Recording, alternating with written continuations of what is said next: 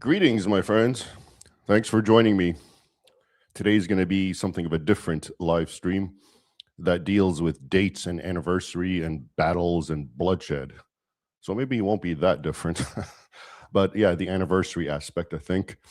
And we're going to look at two anniversaries, one that took place today, May 29th, and one that took place yesterday, May 28th.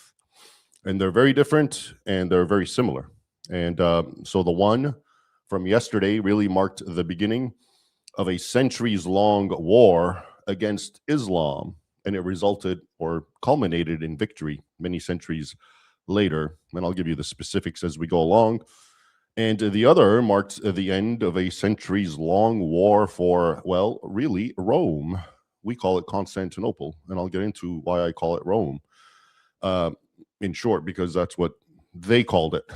Arabs, Muslims, Turks, and the people of what we call Byzantium. So these are really important dates, and it's always interesting for me that most people, are you all there? Hello, I see your chats. Can you hear me? Everything okay? Evening, Ray, and everybody. Yes, good evening. Thanks for joining me, all of you. Let's get to it. So the purpose of this is I've always been into a long time ago. I actually started, I think, in I don't know, I think maybe like 2009 was my very first article for, I think, NRO, and it was adapted from a college paper I wrote about one of these battles. I think it was the second siege of Constantinople, which is going to come into our story, as you'll see.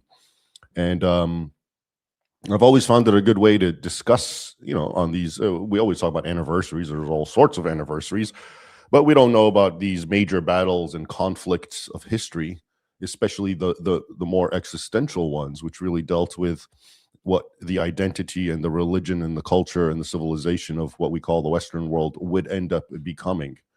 That is to say, these battles and anniversaries with Islam. And so, yeah, I've always found it interesting. I've been writing them, and in fact, my first battle, all the way back in the college days, dealt with this theme, the Battle of the Yarmouk, which I think is in August 20, the year 637.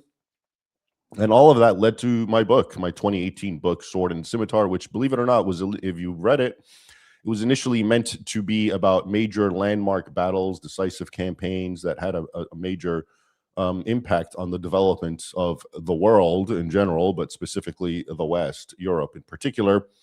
And but that book, even though it was supposed to be about battles, there was no way to really do it justice, I realized, without giving the full context, because most of the full context is always missing, because that's what really matters. It's the context, right? It's not these. I've said this before, when you talk about what's going on with the fake history, it's not so much that modern day historians of the leftist persuasion are lying to you. It's rather that they present things out of context, right? So when they talk about slavery and they make it sound like America invented slavery, it's not that Americans didn't engage in slavery. It's that it's a lie to present them as somehow the originators or the perfecters of this system, when if anything, it's more of the opposite, because it was Europeans who abolished slavery. Anyway, so that was why when I was writing Sword and Scimitar, even though it was about battles, which ultimately meant dates, what we're talking about, and in fact, the two dates we're talking about today are in Sword and Scimitar, and much of the information I'm going to be sharing with you is just extrapolated from there. But as with that book, I realized you can't just talk about the battles without giving the deeper context, which ended up being really the bulk of the book, more important than the battles themselves in many ways. And also, so as we talk about the events of these or the anniversaries of yesterday and today, we'll be providing a lot of context as well, because I think that's what it's all about. And by the way, we are now in campaigning season. And if you don't know what that means, campaigning season, historically, people went to war in the pre-modern era, at least, when the weather was appropriate, meaning usually like spring, summer, maybe early fall. So now that we're in spring, it's little wonder that two events happened back to back, 28th and 29th. In fact, last week, I wrote about it and I wanted to talk a little bit about it, but I never did. And if there's time, I will mention it in this live stream. But last week, just to show you how, how often these battles were on May 18th, where May 18th was the anniversary of two major sacks of Christian crusader states. One was the sack of Antioch in 1268, which was immensely traumatic and atrocity laden. And the other was the sack of Acre in 1299, which essentially brought an end to the history of crusading in the Levant. I wrote about them, like I said, in my Substack, but if we have time, I will actually talk a little bit about them because I meant to, because they too are important and rather telling. Okay. Bear with me here. All right. So that's my preamble, my introduction to why I do this, or why I think this is important, and why I've been doing it for a long, long time. Because, hey, if there's any time to talk about these topics, why not talk about them on their anniversaries? And just to emphasize, I was vague in the beginning, but today is May 29th. That's the fall of Constantinople. That's when the Turks conquered Constantinople, turning it into what it is today, Istanbul. Okay, and that was the heart of Eastern Christendom, but it was Europe, easternmost appendage of the Christian world. And like I said, it was Rome. In fact, Constantinople is the name that it gained, but originally its real name was Nova Roma, New Rome. And I'll get into all that. Anyway, so before jumping the gun on that, let's get into the older one, Spain. Okay, so yesterday I told you May 28th was a major anniversary, and we're going to talk about that story. But as usual, we will begin it, with the much needed context. Okay, so here we go. All right. When it comes to these stories, it's always kind of like, where do you start? Because every event is connected to an event that precedes it and one that precedes that. So, a long story short, Muslims start invading Spain from what we call Morocco today, the northwesternmost portion of Africa, in the year 711. That's when the mass invasion begins. Now, before that, and as I've said so many times, that's why I'm trying to summarize this. I don't want to get too redundant, but this is that century also, or the century before it, the 7th century, saw the conquest of a humongous chunk of the ancient Christian world following the death of Muhammad, given in the year 632. So from that year until, let's say, 698, all of Christian North Africa, which was immensely Christian, which people, of course, are not aware of, because they always think North Africa was somehow Eastern and Muslim, and no, it was actually part of the Christian world. It was one of the more major parts of the Christian world, from Egypt to Morocco, also Syria as well, Greater Syria, which encompassed all of the Middle East, all those countries in the Middle East that we know of, Asia Minor as well. Anyway, so all of that Greater Syria and North Africa, Egypt to Morocco, gets conquered in 698. Okay, so we started at 632, death of Muhammad, traditional year.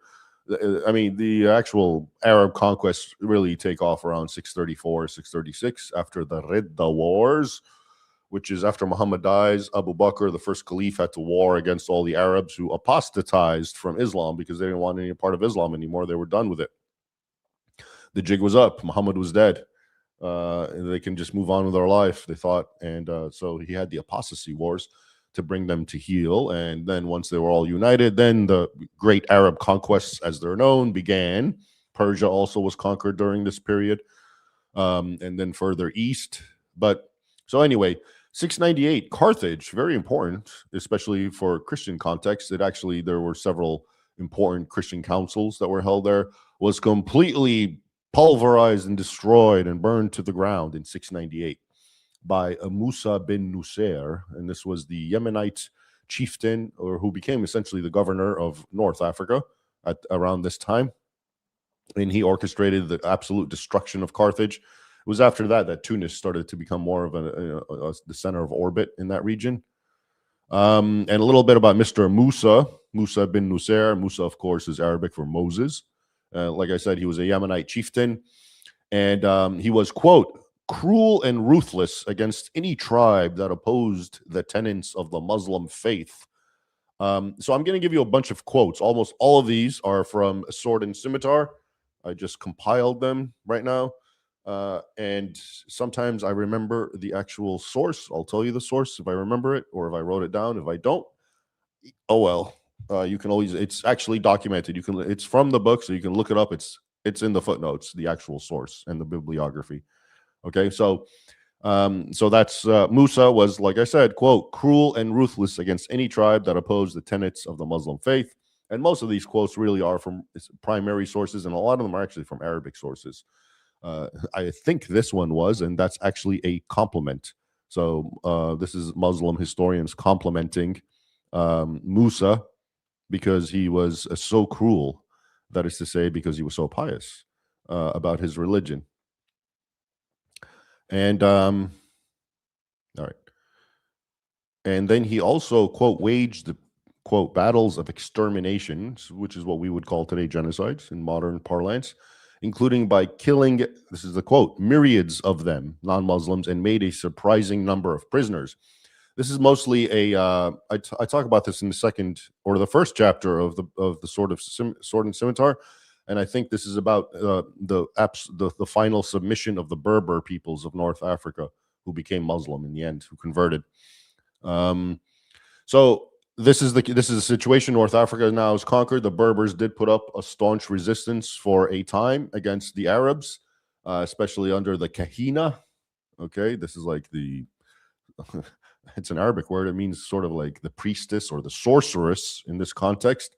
The Berbers, until she finally gets killed, I think beheaded, and eventually they submit and become Muslim. It's really interesting when you look at the Berbers. I talk a lot about them in that chapter. And because for the longest time in North Africa, the Berbers resisted Islam, but they would also, when push came to shove, they would convert nominally. And then when the Muslims would leave them, they would completely go back to their ways. It was just kind of, it was a sort of reverse takeya, if you will. But eventually they finally all converted. And you can see, especially in the following account that we're going to discuss about the conquest of Spain, that their religion was always skin deep. I've said this before. A lot of these nomadic tribal peoples who convert to Islam, usually the main appeal of the religion is that it really comports with their pre-existing societal mores, tribalism. Okay, so this is why Arabs took to Islam. This is why Berbers took to Islam, later known as Moors. This is why Turks took to Islam. This is why Mongols who converted, usually known as Tatars, took to Islam, because Islam itself is a tribalistic religion. It takes the dualistic worldview of tribalism, us versus them, my tribe versus yours, but it changes it because it rearticulates it through a theological paradigm. So now the tribe is not a blood thing, it's a religion. Okay, so we, the Ummah, the Muslims, regardless of blood, are against the whole world. The whole world is all the other tribes, the evil tribes, the kuffar, the infidels, the polytheists, the mushrikeen, to give you some of the words in Arabic as well as English correspondence. And so that's why I think lots of these groups finally, whether they resisted or not, like the Berbers, once they took to it, it just became kind of second nature because the same principles remained, which is us against them, we. So now instead of being us, the tribe of Berbers against everyone, or the Arabs or the others, it became us working together against everyone else who's not part of our creed, our religion. So in this case, this is why a lot of people don't realize this, but the Muslim conquest of Spain, even though it was led by Arabs, again, the main character is Musa bin Nusayr, the Yemenite that I just mentioned. But what he did is he had one of these Berbers, Tariq bin Zayed, who was essentially a slave for a while, but he was a great warrior, and then he converted to Islam, and so he became a free man. And Musa had him start. Now once all of North Africa is conquered, they started to reconnaissance. Now they've gone so far, and now they're in Morocco. So where else are you going to go? Well, You have a small strait. The straits now they're known as the Straits of Gibraltar, and I'll get into that. Between Morocco and Spain, which is just a few miles actually at the narrowest tip. So they started eyeballing essentially Europe. And Musa ordered several early reconnaissance raids beginning around 709 to go check it out and see what they can find across, as I mentioned, the Straits of Gibraltar into what was known Roman times, the Iberian Peninsula, but what became Spain and Portugal. So these reconnaissance missions returned with reports of great splendors of wealth and beauty from Visigothic Spain, both animate and inanimate. And then so the raids begin, and during one of these raids in 710, the Muslims, quote, made several inroads into the mainland of Spain, which produced a rich spoil and several captives, Christians, Spaniards, Visigoths, who were so handsome that Musa and his companions had never seen the like of them. I believe this is the Arab, North African, Moorish historian al-Makari, very important source. I quote him frequently. I think he's 16th century. And what's important about him, 16th century is a little later. We're talking about 700s.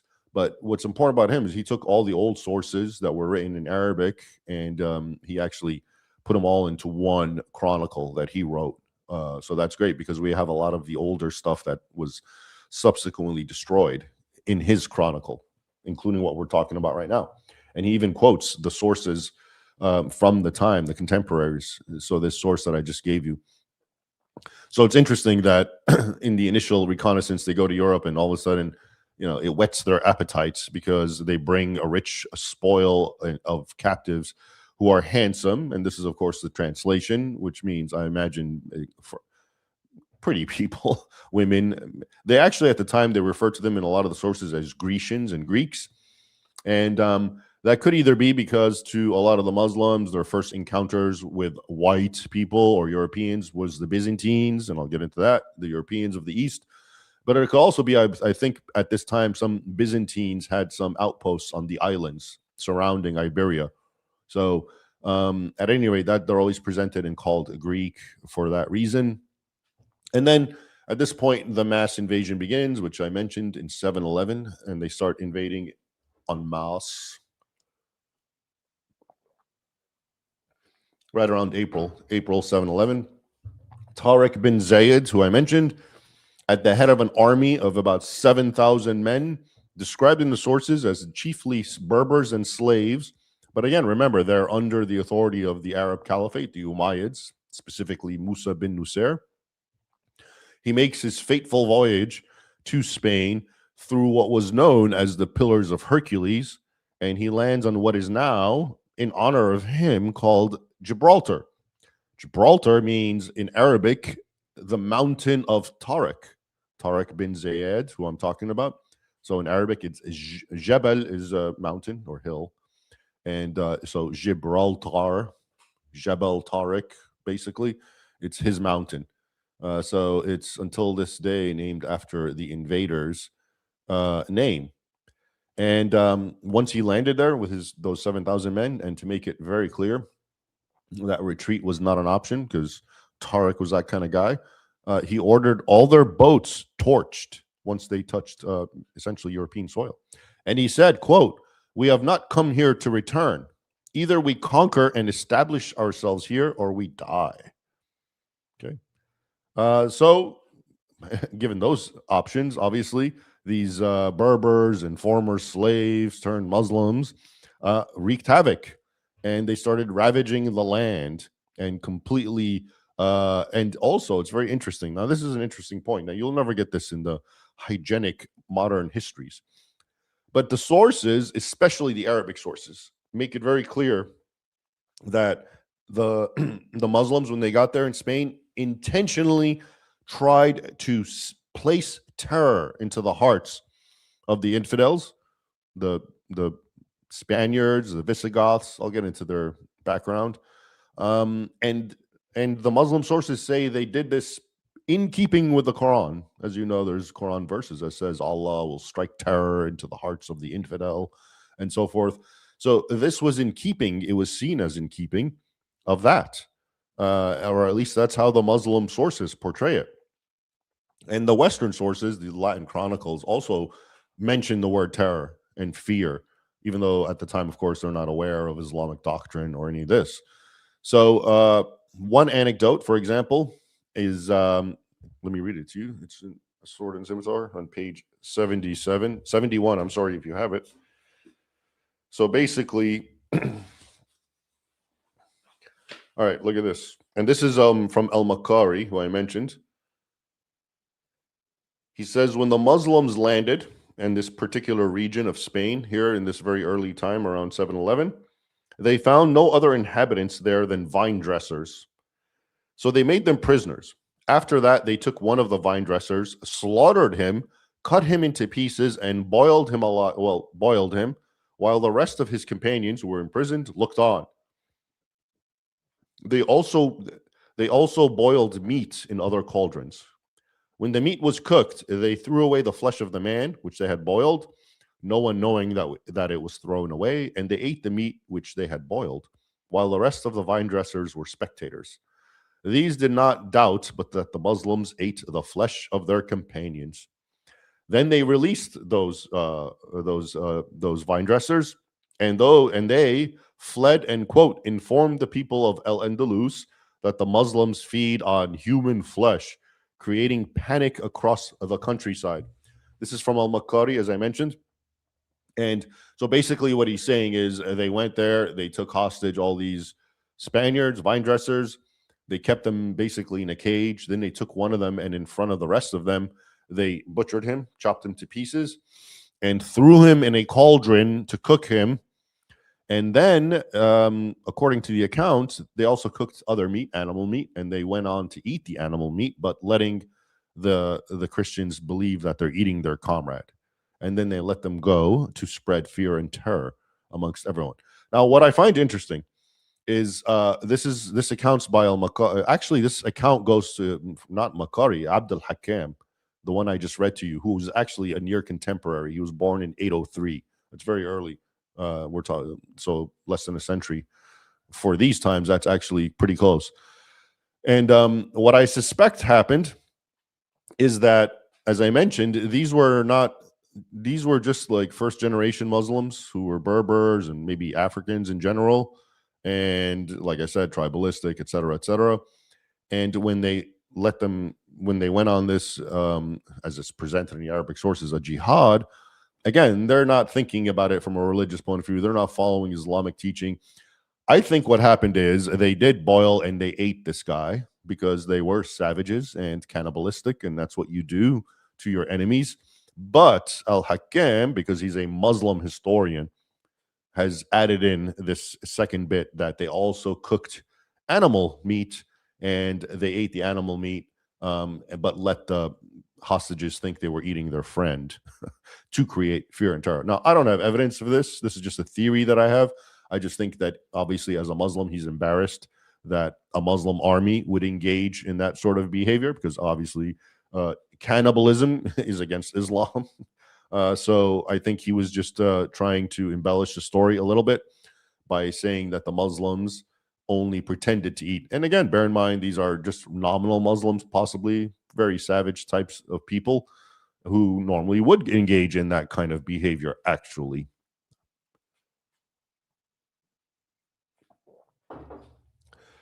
Anyway, so they go around spreading fear and terror, and then a message was dispatched, and it reached the king of Spain, Roderick, in Toledo, which was the capital of Visigothic Spain.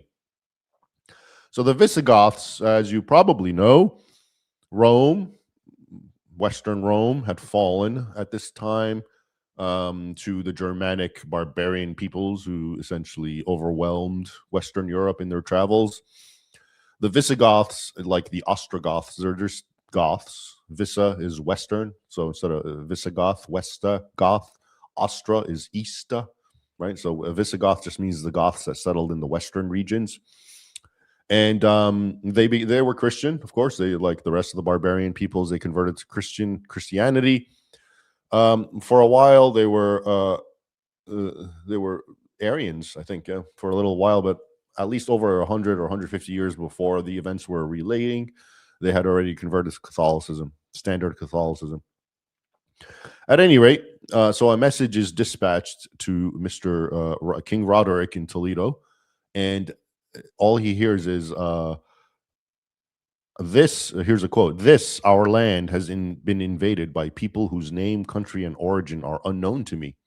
I cannot even tell ye where they came from, whether they fell from the skies or sprang from the earth." This is very common in these early chronicles because you have to imagine and envision it to yourself what was going on in these days. This wasn't, 21st century global world where everyone knows where everything is and we all have the internet and we all see and talk and know what everyone looks like.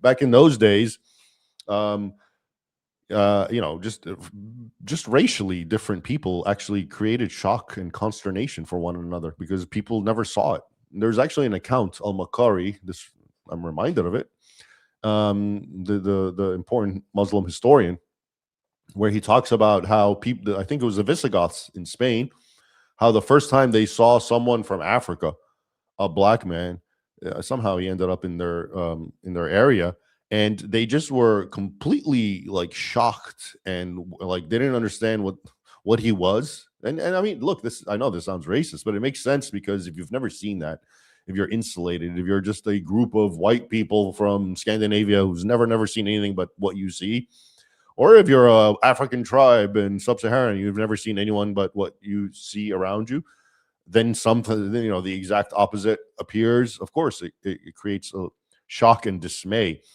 And in this case, al-Makari says they took him and out of pity, they put him in a hot boiling pot, not to boil him, like to like heat with, and they tried to scrub him because they were convinced that color was like something had happened to him, and they were trying to clean him. So al-Makari gives this anecdote.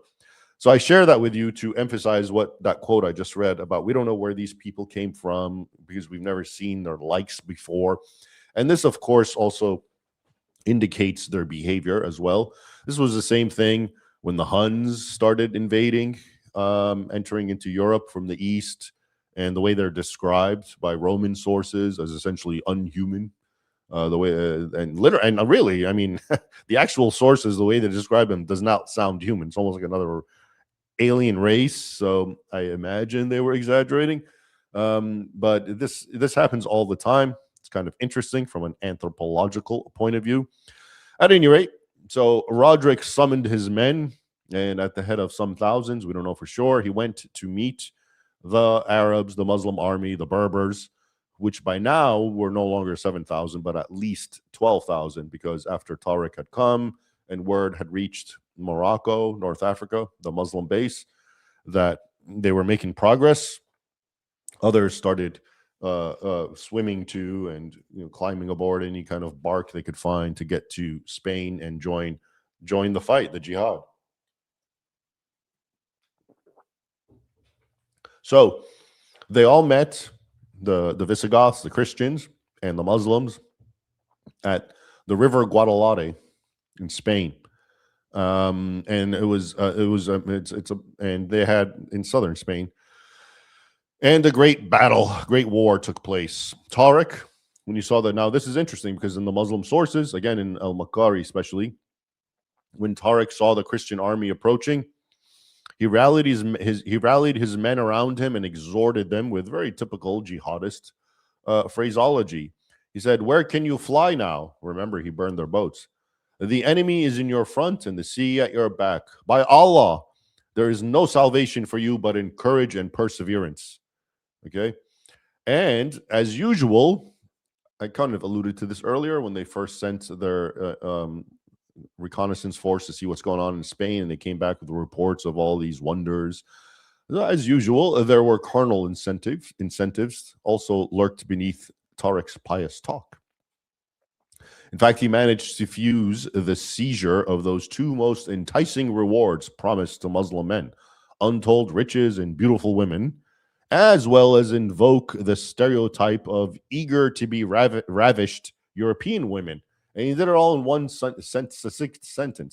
What I'm talking about is, until now, the idea amongst Muslims who go around raping women in Europe. If you don't know this, is, and I've written a lot about this, there's copious documentation of Muslims basically saying, you white women want it. We know you're good at it. You like it. Okay.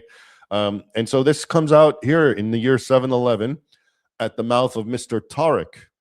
So here's the one succinct sentence where he wraps in all the boons of Islam. He says, quote, "You must have heard numerous accounts of this place. You must know how the Grecian maidens, as beautiful as houris," the houris in Islamic tradition are basically supernatural women created for the express purpose of sex, sexual gratification of Allah's minions once they die and they reach that level of paradise because they've earned it through, let's say, martyrdom. Okay, so he continues, "You must know how the Grecian maidens, as beautiful as houris, their necks glittering with innumerable pearls and jewels, their bodies clothed with tunics of costly silks, sprinkled with gold. You must have heard how they are awaiting your arrival, reclining on soft couches in the sumptuous palaces of crowned lords and princes." So, here at the battlefield, Tariq, in classic Islamic fashion, is trying to rile the men to face the oncoming Visigoths in battle, and he's trying to entice them by saying, look, there's all these beautiful women who are, even their clothes is rich, and they're in these beautiful, sumptuous palaces waiting for you. But covering all bases, Tariq also invoked Allah's win-win bargain.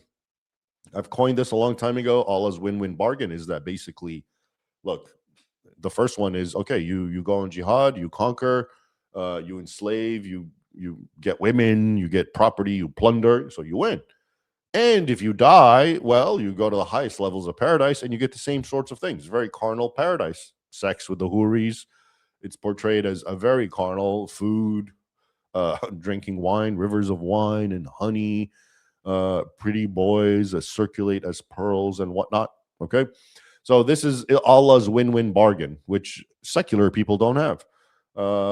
So before Allah came around, the Arabs and all the other subsequent people who converted to Islam didn't have this. Okay, you had the first one. If you kill the other tribe, if you beat them and you conquer them, you can take their women, take their land, plunder them. You didn't have the whole business of, whoa, but if it goes awry and I die, well, I even get more of it in heaven. So that was the genius of Muhammad, I suppose. Anyway, so the win-win that he gave Tariq is that he said, after rushing, quote, after rushing on like so many brave men to the fight, he said, any Muslim who dies in battle, quote, know that the recompenses of Allah await you in paradise, which is what I was referring to. Hence the win-win. Now, what actually happened at this battle? The records are very sketchy, somewhat contradictory. There's not a whole lot of them because it's an old battle. We're talking the year 711. But what it appears, there were some sorts of divisions among the nobles. There was possible betrayals. Maybe one or more of the factions abandoned Roderick in the midst of the battle. At any rate, the Muslims won. And, quote, Allah killed Roderick and those with him, says the 9th century Arab historian Al-Hakam, a premier source for the conquest of North Africa and into Spain. And, quote, he opened the way for the Muslims, and never was there in the West a more bloody battle than this, for the Muslims did not withdraw their scimitars from them, from the Christians, for 3 days. So it was a complete butchery at this battle, whatever happened, and the Muslims just slaughtered them for 3 days with scimitars, hacking away at them. And then Makari writes, quote, meanwhile, Allah filled with terror, there we go again, and alarm the hearts of the mushrikeen, meaning the polytheists or the Christians in this case, because to Muslims, Christians who believe in the Trinity, Holy Spirit, Christ, Son, Father, Son, Holy Spirit, are polytheists, mushrikeen. That's one of the worst categories in Islam, just like a kafir. So Allah filled with terror and alarm the hearts of the mushrikeen, meaning the Christians, and their consternation was greatly increased when they saw Tariq penetrate far into their country. Okay, so after this battle, essentially, oftentimes it seems like all resistance collapsed, but it didn't. it got, of course, weaker because the king had just died. And now Tariq and all his Muslim men are roaming through the Iberian Peninsula. And they beat again some of the remnants of the army at another battle. And then at that point, it was like a cycle. So the more they won, the more carcasses the more carcasses draw vultures, the more victories caused Muslims from North Africa to start to travel to Spain and join their brethren on this winning jihad. So Makari writes, quote, when the people on the other side of the straits in Africa heard of the success of Tariq and of the plentiful spoils he had acquired, they flocked to him from all quarters and crossed the sea on every vessel or bark they could lay hold of. Not unlike if you're paying attention to what happens in Spain right now and the migrants who come from North Africa, that's often how they're described, as just crossing the sea on every vessel or bark they could lay hold of. The quote continues, Tariq's army being so considerably reinforced, the Christians were obliged to shut themselves up in their castles and fortresses and, quitting the flat country, betake themselves to the mountains. And so it went. That's basically the summary and the capitulation and collapse of Spain.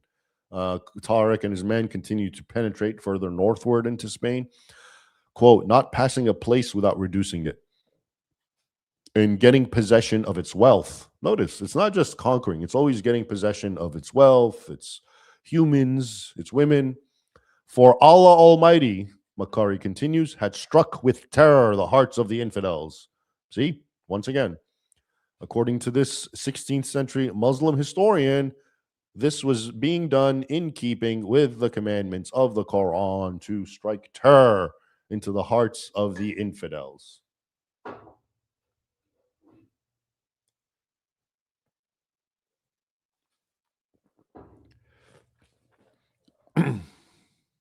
Now, it's important to point out that unlike what modern history claims, and if you've read any like secondary histories written around nowadays, and you try to read about the conquest of Spain, the Iberian Peninsula by Muslims from this event I'm talking about, it's always portrayed as if it was this casual acquiescence. The Muslims just kind of came in. There were some perfunctory battles. Everyone hated the Visigoths, and everyone was just more than happy to just capitulate and acquiesce to the Muslim rule, which proved, of course, to be lenient. And then we had a wonderful golden age. Okay, so that's how it's presented. But even the Muslim historians, the ones that I'm quoting to you, actually give a different rendering. Okay. They write of, quote, how, quote, the Christians defended, this is their words, the Christians defended themselves with the utmost vigor and resolution, and great was the havoc which they made in the ranks of the faithful. So this was a fight to the death, even after the resistance fell with the fall of Roderick and his army. For example, in Cordoba, a number of leading Visigoths and their people hold themselves up in an ancient church. And Makari writes that, quote, although the besieged had no hopes of deliverance, they were so obstinate that when safety was offered to them, upon condition either of embracing Islam or paying jizya, they refused to surrender. And the church being set on fire, they all perished in the flames. So they chose to be burned alive inside of a church. That doesn't really sound like a group of natives of Spain, just more than casually giving in to the new rulers of Spain, the Arabs, the Muslims in this case, does it? And this is, again, the Muslim sources saying this. But if you do read, as I have, books that deal with, especially the ones I want to talk to you about a golden age in Spain, if they even present this as a conquest or invasion, they might not even do that. But if they do, it's like it gets like a paragraph, and it's kind of like, yeah, it was actually a great thing because all the Christians just were like, yeah, why not? Let's go with these Arabs. Let's see what they got to offer. And then lo and behold, it was actually wonderful. It was a great golden age. Not what the sources, including the Muslim sources, say, is it? So this church, continues Al-Makari, that was burned, where these people burned, he continues, it became, quote, a place of great veneration for later generations of Spaniards. and because of the courage and endurance displayed in the cause of the religion by the people who died in it.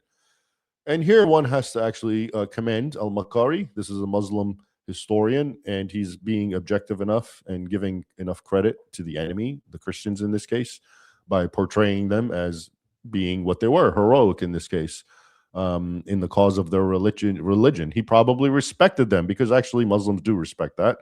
You may be their enemy if you're a Christian or any other religion that stands in their way, but if you actually fight for your religion, they actually respect that much more than what's happening today, which is Western people just, falling face down and just giving up and saying, "Oh no, Christianity is just like your religion, and we're all the same. We're brothers, and yeah, whatever you want to hear. When we'll suppress our faith to make you feel comfortable," and all that jazz is, as you might imagine, not very respectable and not something that earns Muslim respect, rightfully so. Now, by 712, Musa bin Nusair was now following his general Tariq. And check this out.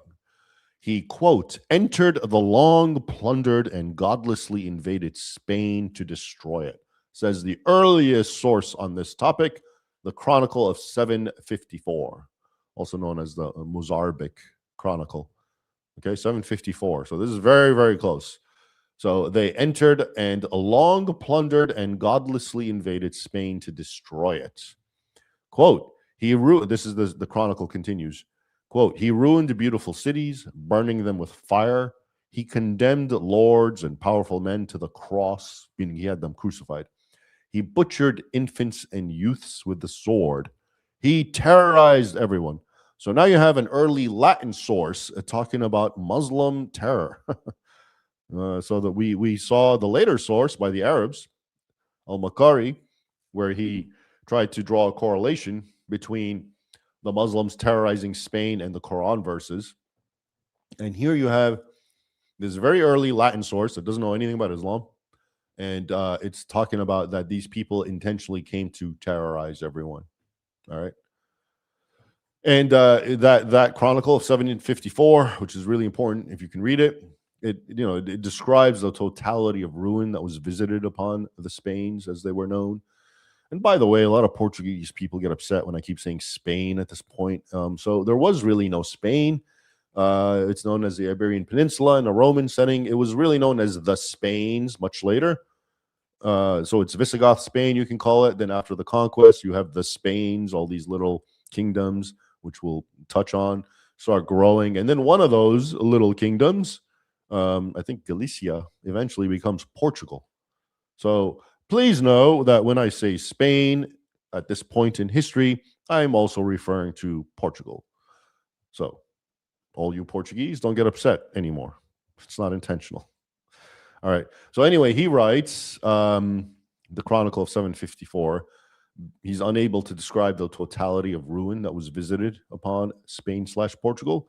And he concludes oftentimes with like dismayed resignation. He writes at one point, quote, who can relate such perils? Who can enumerate such grievous disasters?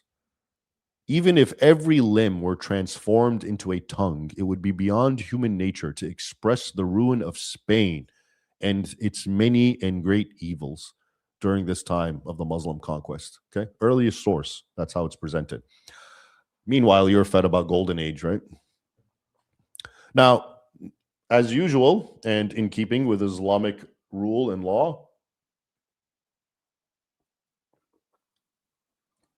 the Spaniards, the Christians, were given, well, the three choices.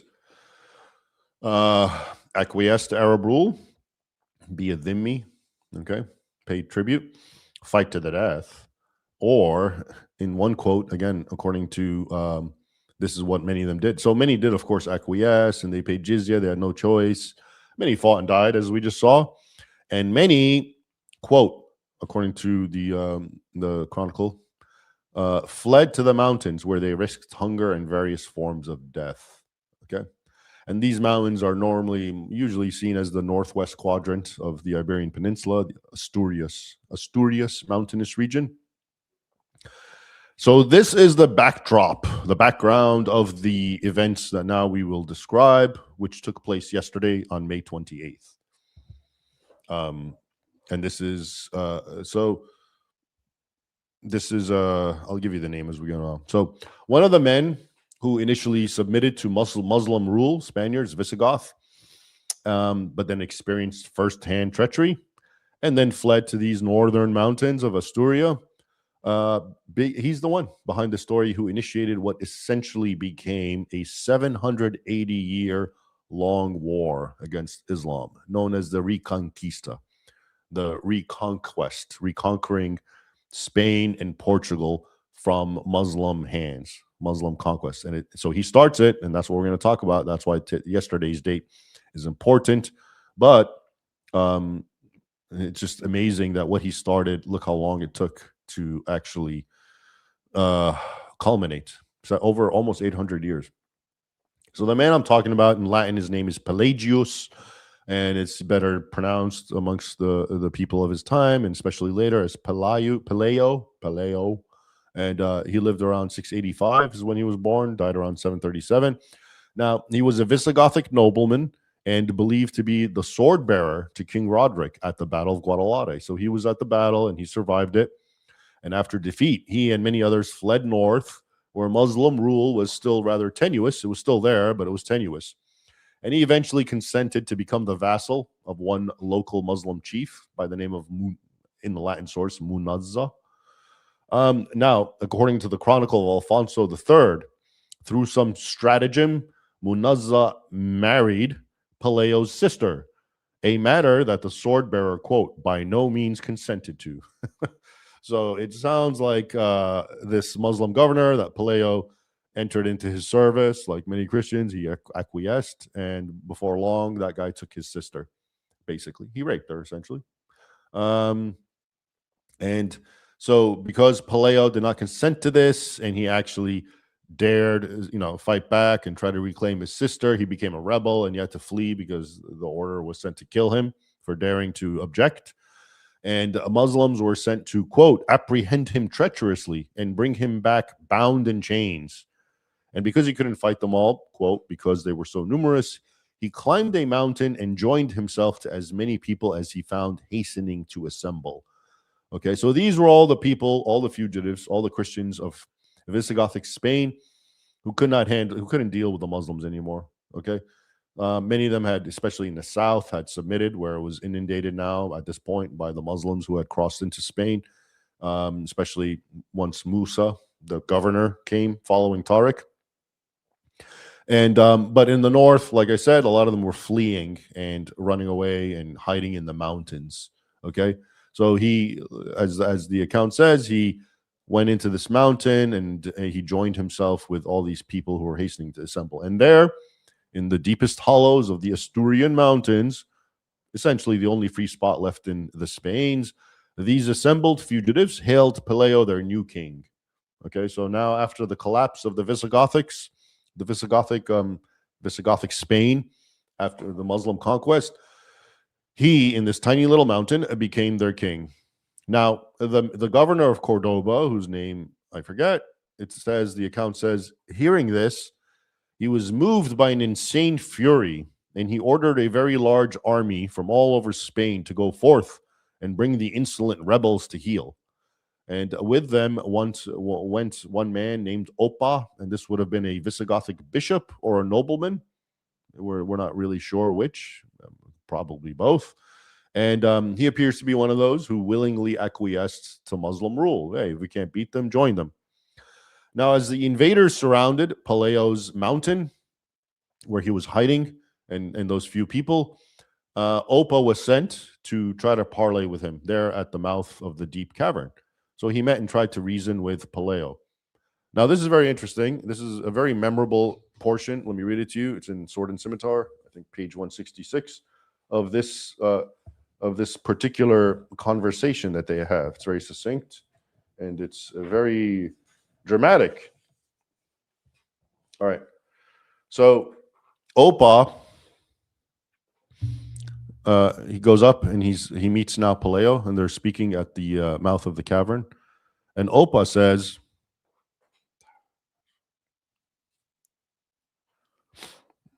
he says, if, he's talking to Plato, if when the entire army of the Goths was assembled, it was unable to sustain the attack of the Ishmaelites at Guadalajara, Ishmaelites meaning the Arabs, Muslims, how much better will you be able to defend yourself on this mountaintop?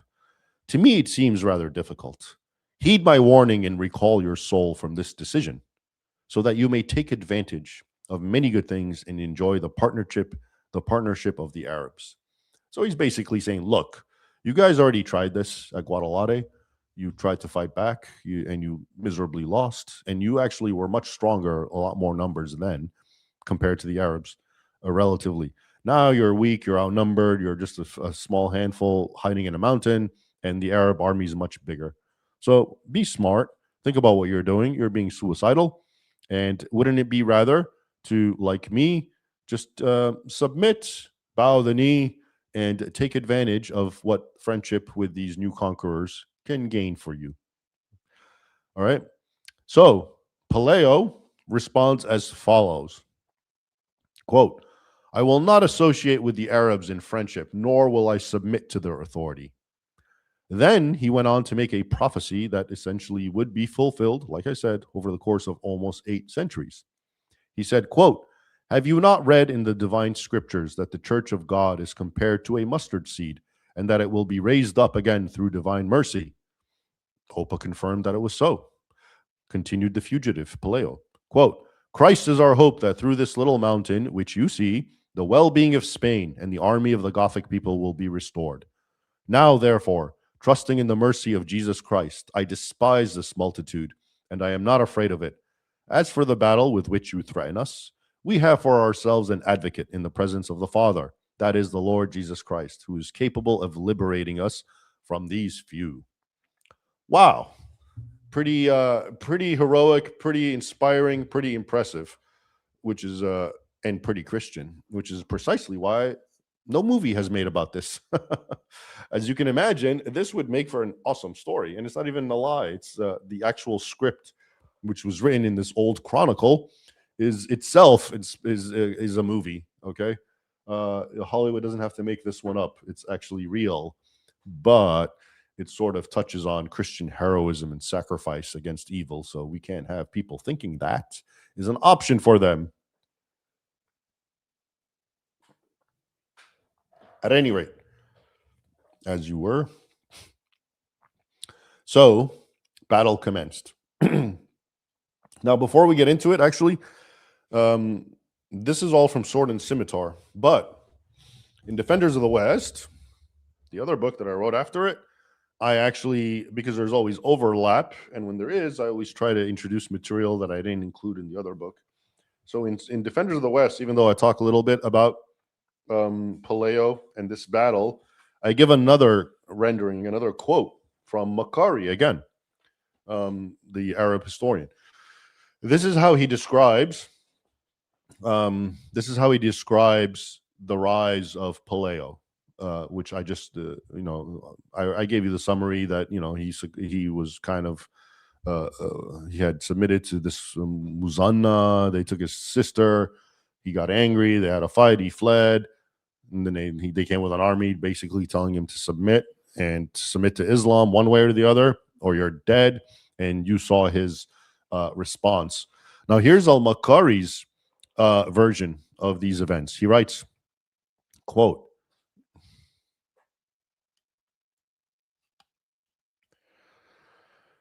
a despicable barbarian whose name was Belay, Arabic, there's no P, so Belay, Paleo, rose in the land of Galicia, which was later part of Asturias, and having reproached his countrymen for their ignominious dependence and their cowardly flight, began to stir them up to revenge the past injuries and to expel the Muslims from the land of their ancestors. From that moment, the Christians of Al-Andalus began to resist the attacks of the Muslims on such districts as had remained in their possession, and to defend their wives and daughters. Isn't that interesting that the Muslim historian al-Makari mentions that the Christians had to defend their wives and daughters? Rather telling, isn't it? He continues, the commencement of the rebellion happened as follows. So now here's his version of the rise of Belay or Paleo. There remained no city, town, or village in Galicia which was not in the hands of the Muslims, with the exception of a steep mountain. There, Paleo, took refuge with 300 followers, whom the Muslims ceased not to pursue and to attack until the greater part of them died of hunger. And Belay remained with only 30 men and 10 women, whose sole food consisted of honey, which they gathered in the crevices of the rock. However, Belay and his men fortified themselves by degrees in the passes of the mountain until the Muslims were made acquainted with their preparations. But perceiving how few they were, they heeded not the advice conveyed to them and allowed them to gather strength, saying, what are 30 barbarians perched upon a rock? They must inevitably die. Okay, so the Muslim rendering, according to al-Makari, and he elaborates on this, I talk about it some more, is basically, it comports wonderfully with the original Latin rendering, okay, on the main themes that he was against what was happening. He was trying to rally his men, rile them up to defend their women, his sister in this case, as the original source says. And all they had left at this point was one mountain, which and the Muslims attacked them there and hold them up, and they starved most of the Christians that were on this mountain with Paleo. And then the Muslims basically said, why even bother? They can stay there. It's just a handful or whatever that number was, 30 men, 10 women. Who cares? Let them stay there in the rebellion. What are they going to do to us? Later on, al-Makari comments about how, would to God, would to Allah, they wouldn't have thought that, because from that small mustard seed, as a Paleo, as you saw, called it, came the ultimate reconquest, the Reconquista, and the deliverance of Spain.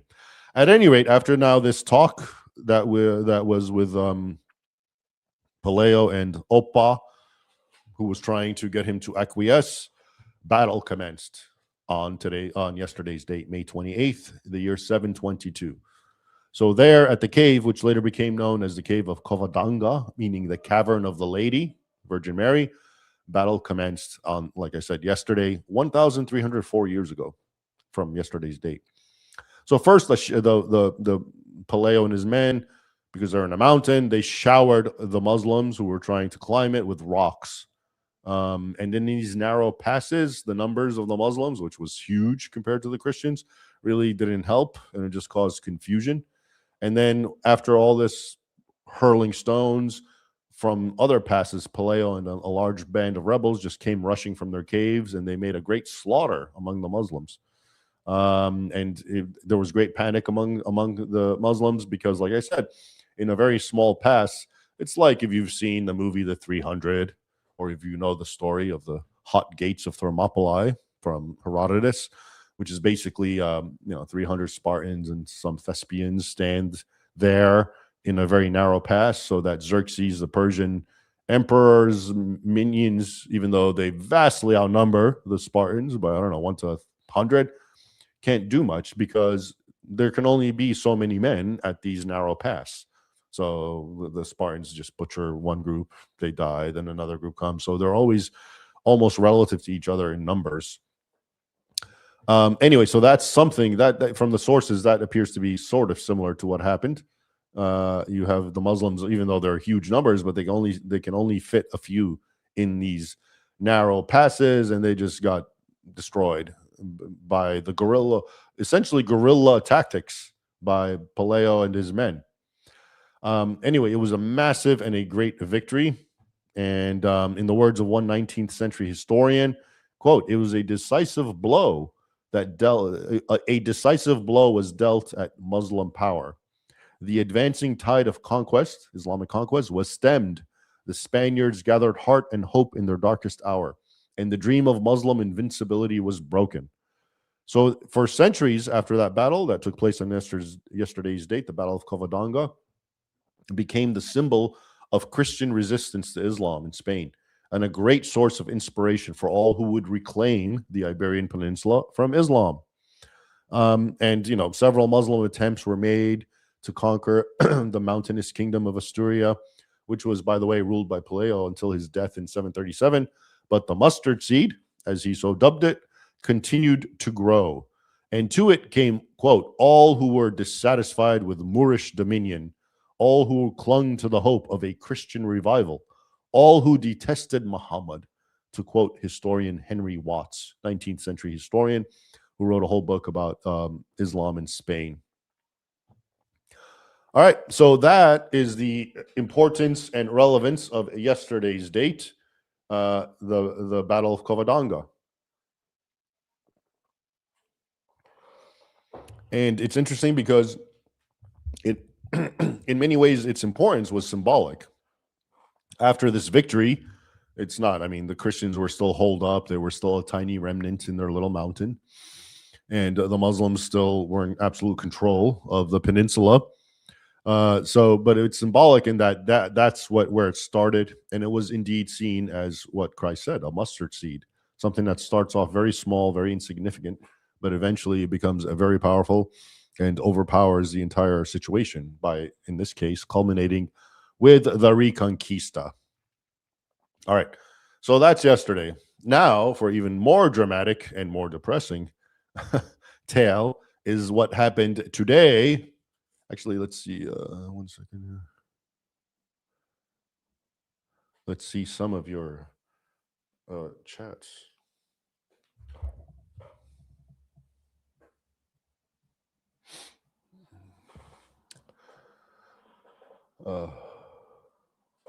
Dujar Mod. Raymond, is it true that biblically skipping leg day is gay? God bless and Deus vult. It is pretty gay to skip leg day, but I do it often now but only because of injuries. Therefore, it is not gay. But yeah, historically, I would have considered it very gay to skip leg day, and I didn't. Back in the day, in fact, I was quite renowned for my leg days. They were pretty brutal and savage, and those were the days. But now, I have knee issues and whatnot, so I do skip leg days. But I think I have a dispensation for it that exonerates me from the label of gay. But thank you for your question.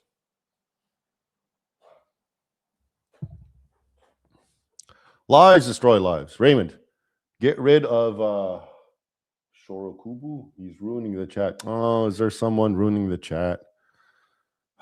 Usually I have people who help monitor because I'm trying to pay attention. All right, I'll see if I can find him. Tecton. Mr. Ibrahim, big fan. Question: what do we as Christian men must do to start preventing the destruction of both our family, country, and identity? What must we do? Well, what you must do is embrace the truth around you and see what's happening. And one of the great truths is that the forces that are attacking you, look, I talk about Islam. I'm talking about Islam now. I always talk about Islam. I write about Islam. But the problem is Islam was a historic problem. Like, look what we just went through, right? This story of Spain and Paleo. Okay, what happened? Muslims invaded and the Christians did what they could. They fought back.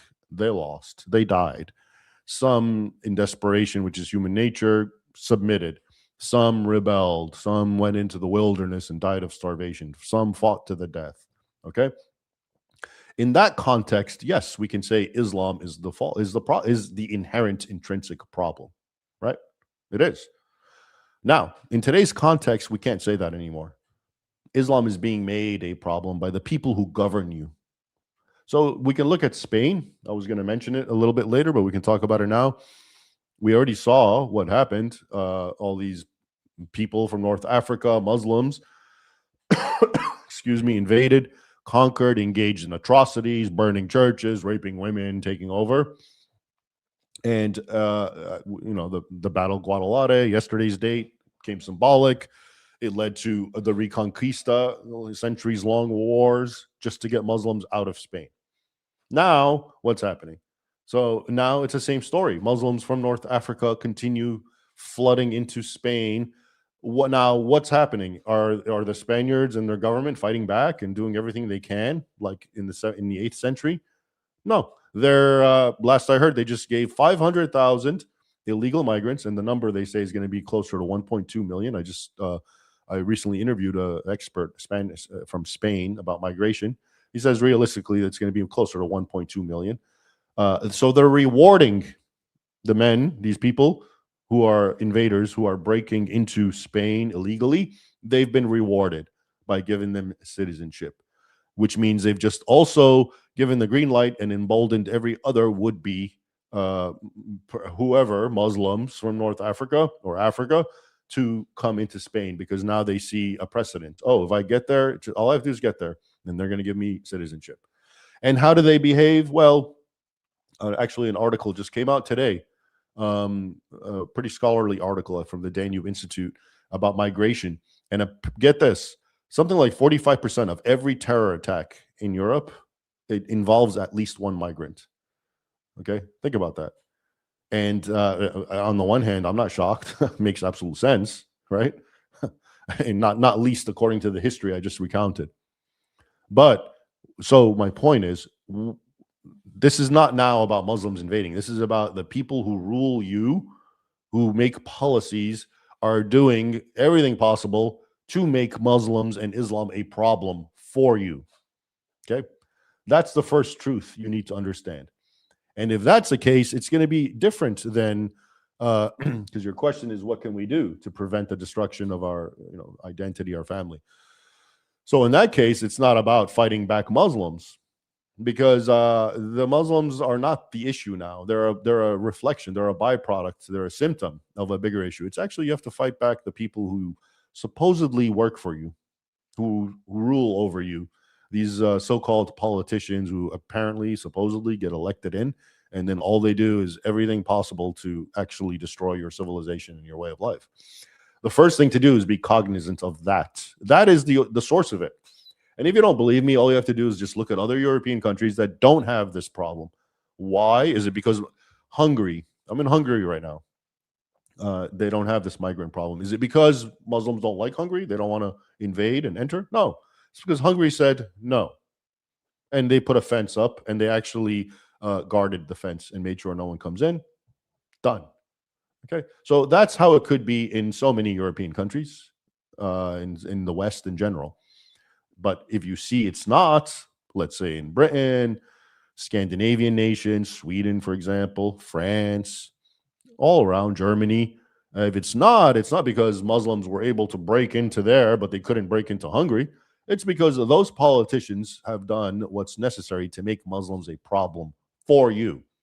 That's it. And whether it's being done intentionally, or whether it's part of a conspiracy, whether they're just complete idiots, okay, in a way, it doesn't matter, because it's the same damage, right? Okay, the people that rule over you, that you supposedly vote in, whether they're so stupid or whether they're so evil, they're doing the same thing. So I guess it means ultimately the first thing you need to do, after being cognizant of what I just relayed, is get rid of them. These people, because they're just gonna continue doing the same thing, no matter what. And it's even a little messier, because oftentimes the person, if you think it's just about voting in the right person, unfortunately, it's not that simple, because oftentimes people get what I'm saying, and then they vote for the other party that points out what I'm saying, that, oh, these guys are doing this, and look what they're doing with migrants and whatnot. And then that party gets into office, and lo and behold, it does the same thing. It acts like the other party, lenient, let's say.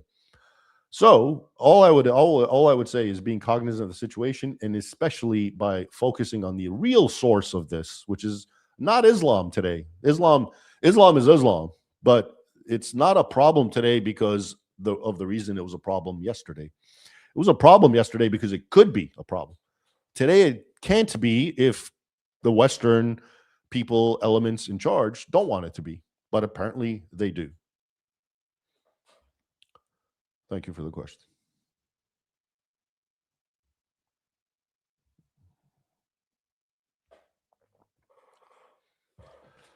Lies destroy lives. In his book, The Tragedy of Islam,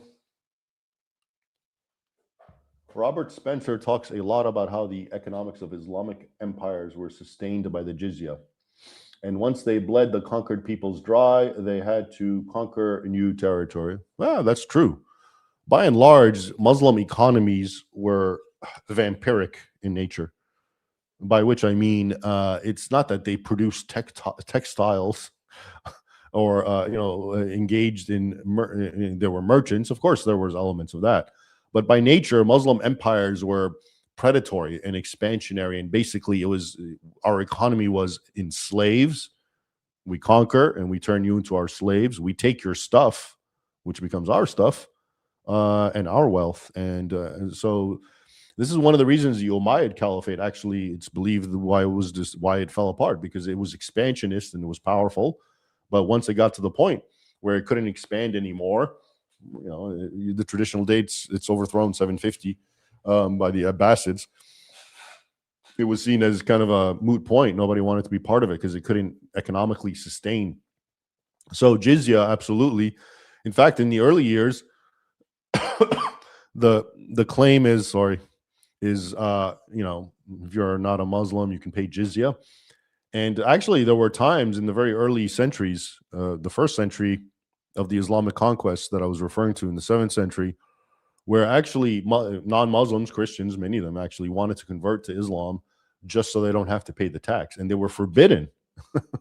And they were actually forbidden because the Muslims wanted the tax instead of them converting. So, yeah, Islam by nature, like I said, its economy was based. The Ottoman Empire is a perfect example of this.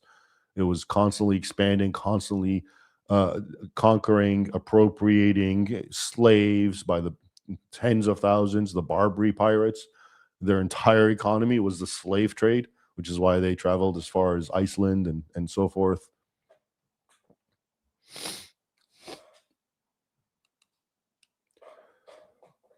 Gad Saad's interview of Dario Fernandez Morera, a Spanish professor, about his book, The Myth of the Andalusian Paradise, is worth checking out. Yeah. Well, the book itself is worth checking out. I've read it. I know Dario, good guy, good scholar. The Myth of the Andalusian Paradise is very, very well worth checking out. It's probably the best academic book that tells you the story of Islam in Spain honestly, without all this golden age hoopla that is so wildly exaggerated.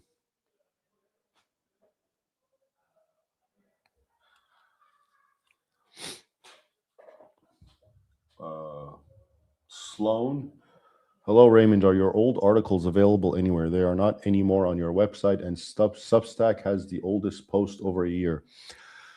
Yeah, they're not available on my website anymore. I'm in a transitioning process where everything should go back and will eventually appear on my Substack.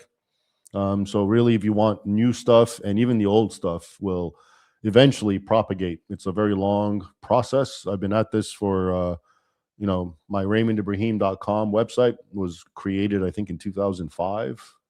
So over 20 years ago, and literally over 30,000 articles, but they're not available there now for technical reasons because they're being migrated to a Substack. So please consider joining and subscribing to a Substack where I'm going to be now, more or less. My website's still there for if you want to contact me. It has, my books and information. So it's still my website. Lies destroy lives. As far as I know, Jews were free to leave Christian lands, but they were not permitted to leave Islamic lands. Do you know any books about that? The one really big book I know that deals with is Jews under Islam is by Andrew Boston. It's a very, very thick book. If you just Google his name, Andrew Boston, and write up, I think it's called something like Islamic Anti-Semitism, but it's like it's a tome, 600, 700 pages. I mean, and lots of documentation. So that would be my first place to check for anything about this topic that you're referring to. The Democratic Socialists of America in New York City seem to be doing another conquering by imposing modern jizya on billionaires and landlords. Yeah, there's all sorts of manifestations of old institutes, different names, but modern practices. Not surprising. especially the sort of casual flow and interchange between what we call the left and Islam.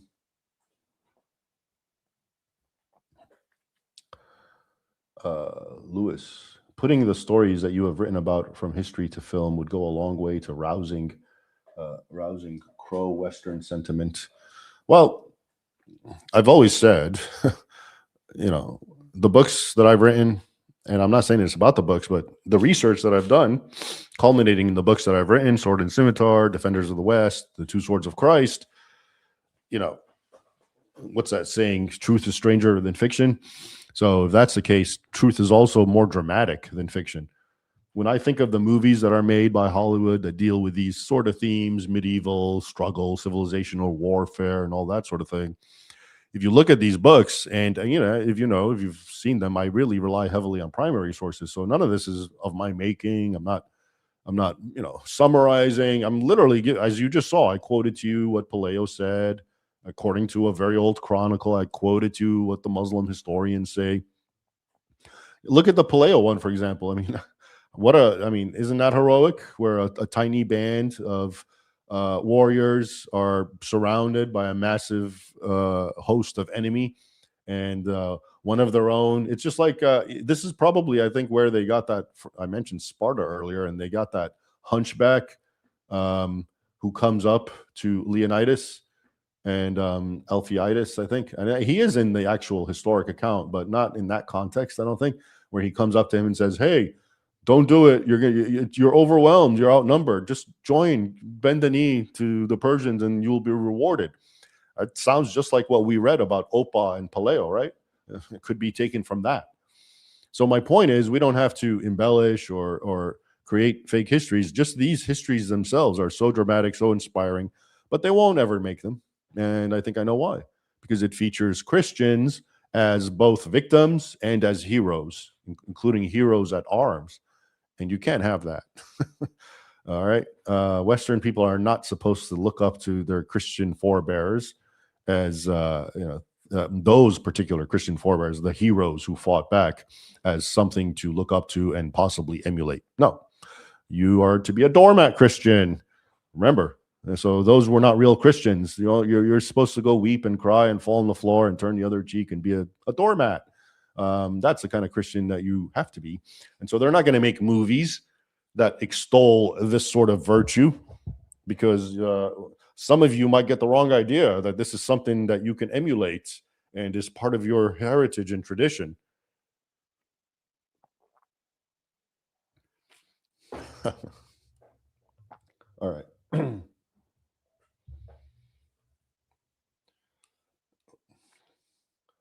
Oscar, what are the books I should read that talk about Reconquest that are not yours, please? I respect your sentiment, and all I can tell you is, I don't know, go to a library, get my book, Sword and Scimitar or Defenders of the West, and look in the bibliography, because both of those books talk about the Reconquista. And of course, I used the best books I could, the primary sources, books that are not leftist, academic, objective books, and you'll see them somewhere in the bibliography, because I used a lot. But I can't.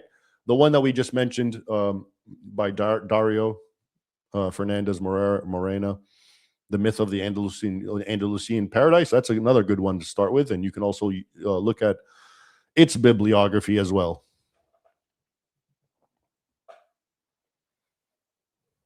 All right, we really need to move along now. Henry Novak got stabbed, handcuffed, and died in UK. Well, that sounds bad. I don't know who Henry Novak is. Sorry. But I guess I'll look into it afterwards. But I guess everyone now knows. So there you have it. Unfortunate. Western men have low T. Apparently there are studies that even say this. Like, it's scientifically proven. Because testosterone is not it's actually impacted, I believe, by, it has a sort of almost a metaphysical connection. How you are and your personality actually impacts your testosterone and vice versa. I mean, I think we know the latter aspect, but how you become, and of course, there's all this business about the food and the plastic and all that lowering T. So yeah, but your observation that Western men have low T is rather ubiquitous, unfortunately.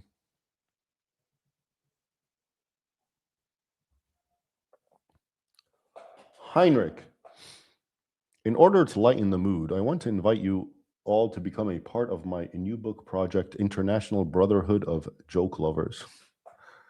Knock first, knock is Polik Nichtwiller. Okay. Okay, well, everyone here, you see that. There you go.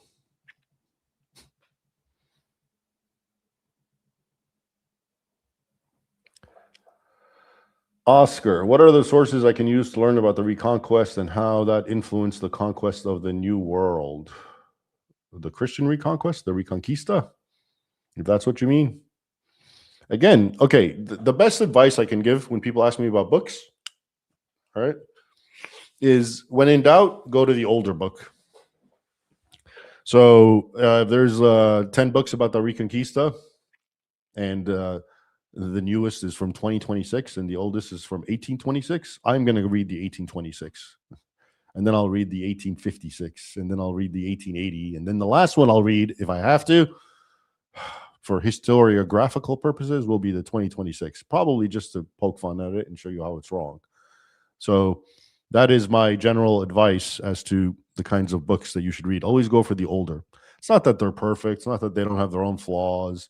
You know, a lot of these, they have their own thing too. Okay. Especially like 19th century writings tend to be a little overly romanticized, but they're still better than 21st century. And I always found this ironic. Like I always read historians from the 21st century. They're so wise that they'll tell you that, oh, well, that historian from 18 whatever was writing in the prison through the view of nationalism. And the historian that I'm reading doesn't understand that he's writing through the prism of something else. I don't know, postmodern leftism, because it's very evident to me, but he doesn't feel that. He thinks he's objective. So anyway, check out the old books.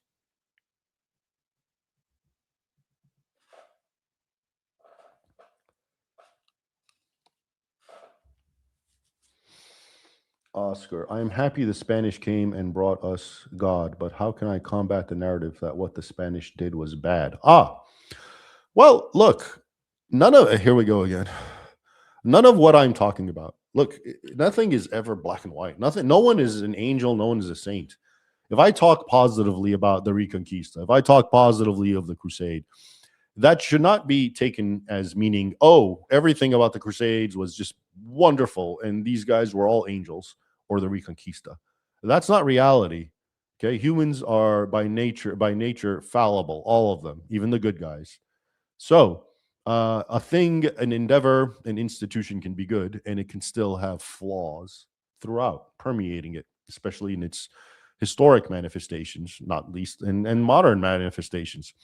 So your question, let me just pull it up again.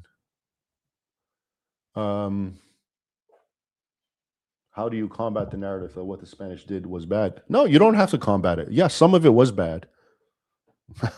So if I talk about the Crusades, yes, some of it was bad.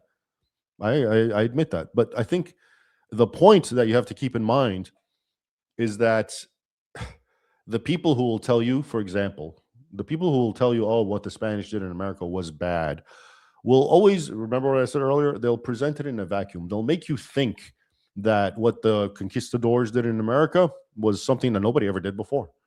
And that's the lie. So it's not so bad once you understand the truth of history and you have the full context and you realize, oh, well, kind of what they did is what other conquerors did as well. And oftentimes what those other conquerors, not the conquistadors, did was really bad. So if all that is missing and all you ever hear about is the conquistadors and what they did to the indigenous peoples of the Americas, yeah, it's going to look bad. But if you understand the context, so if you're asking me how to respond to that narrative, I would respond by saying, yeah, a lot of what they did is bad, but not really much worse than what others were doing. I don't know, the Aztecs eating each other, eating their hearts out. I don't know. Was that better than what the conquistadors did? Was it better than what the Muslims did and what I was describing, for example, in Spain and all the other regions? But we don't hear that. So there is definitely a war uh, for people's minds insofar as how they understand what Europeans and what Christians did. Those are always highlighted and demonized in the worst possible ways. Um, and what others did is always just put aside, and no, it's fine. I've mentioned her before, Bridget Cooper, who's a professor at Rutgers University, and she's imbibed a lot of fake history, and she believes that white people invented slavery, and she thinks that they just have an evil gene. They are inherently evil. She says that, and they need to be taken out. Those are her own words. Look them up, unless they've taken the videos down. I made a video about it a while back. And she even says, before white people, blacks and browns landed on each other's shores, and kind of, nothing happened. They all just got along until white people came along and created slavery. So that's the problem. The lie is not that white people enslaved blacks in this context. The lie is that they are the only ones that did this, that there's something special about them, something especially pernicious that inclines them to just hate people and be racists and enslavers, etc. That's the lie that you have to be cognizant of, because everyone enslaved everyone, and in often more dramatic and brutal fashion. So we don't have to apologize for American slavery of blacks and say, oh, it didn't happen. No, it did. But once you understand the real context, then the apology is self-evident, which is there's nothing really remarkable or strange here. It was just humans doing what humans do.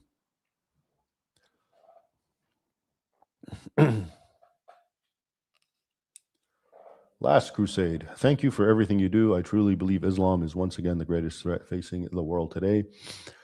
And I believe you are one of the most important and consequential writers of our time. Well, thank you, Last Crusade. I appreciate that. It's very kind of you.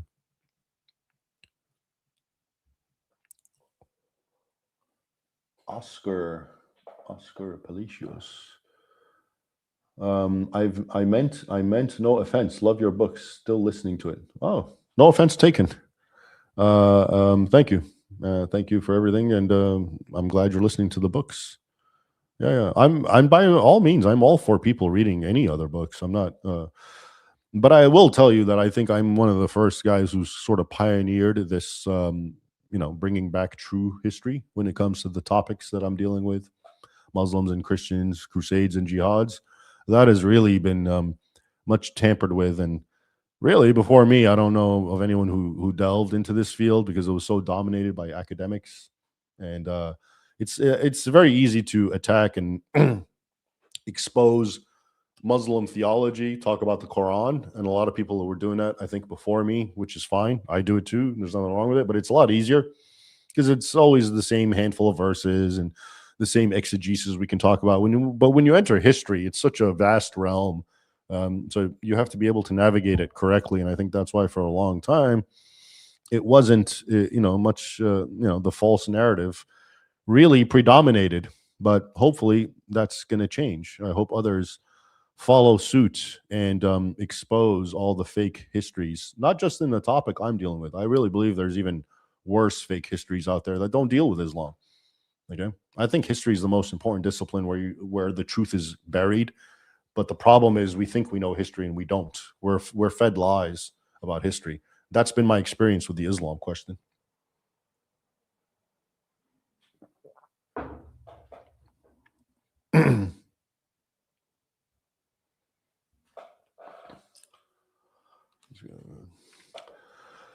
Lies, destroy lies. Thanks for starting later, Raymond. It's a good time for most of us, but given the time in Hungary, maybe you should start me 1 hour earlier. Well, thanks for your concern. I appreciate that. Yes, it is late, but I do know it's better for you people in America whilst I'm here in exile. And I don't mind it though, because I took a good nap today. So it's all good. Thanks for your concern. Lone Wolf, an Injustice to Humanity crusade movie without Ray. Yeah. Yeah, that'd be a good movie, huh? Thank you.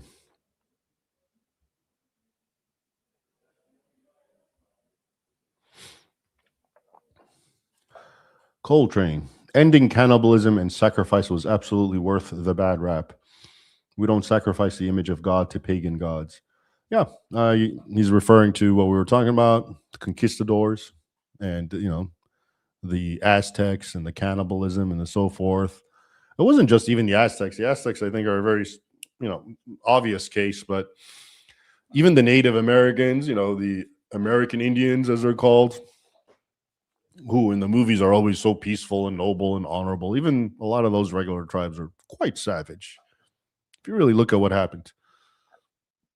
But like I said, even in movies, what do you see? No, they always want to be nice and kind, and I'm sure there were elements of that, and there were vice versa too, where the settlers wanted to be, et cetera, et cetera. So, but it's always one-sided, intentionally so.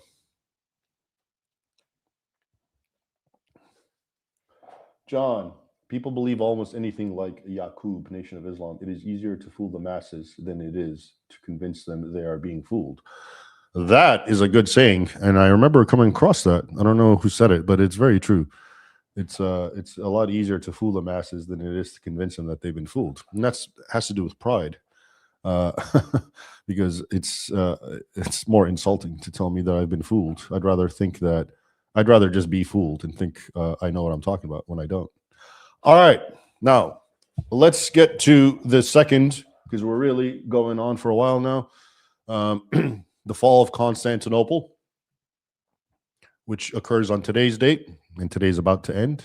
Oh, it's actually already ended for me, but not for you if you're in America.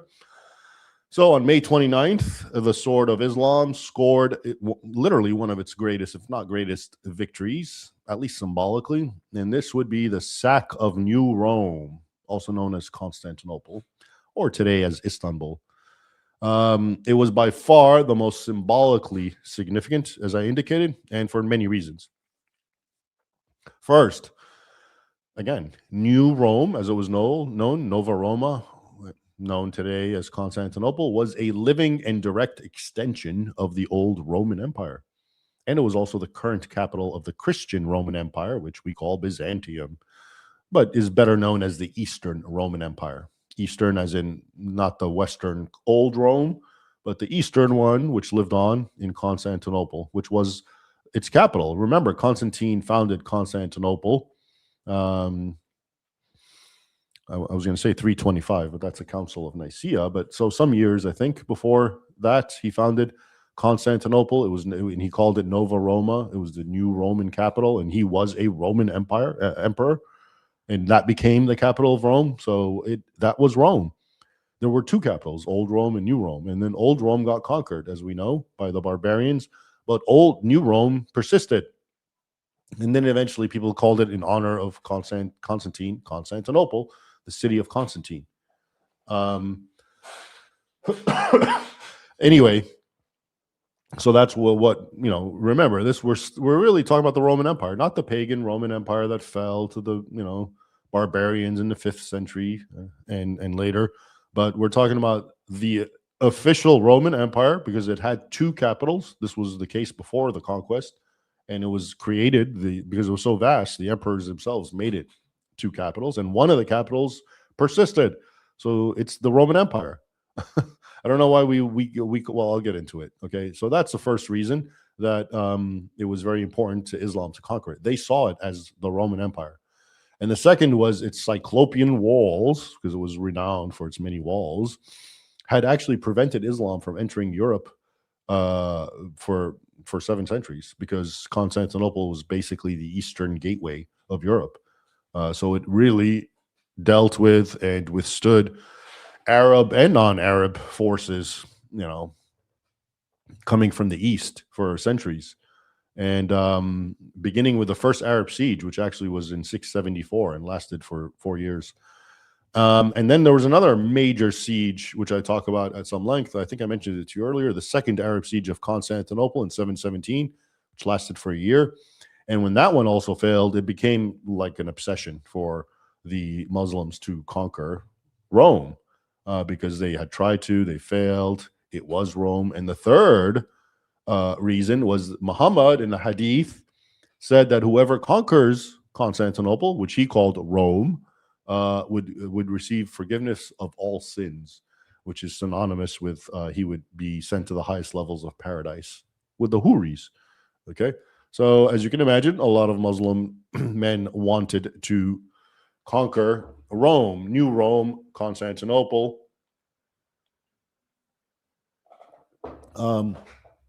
So enter Sultan Muhammad II, known as Mehmet. I always find it interesting why they insist on spelling his name Mehmet, Mehmet. His name is Muhammad.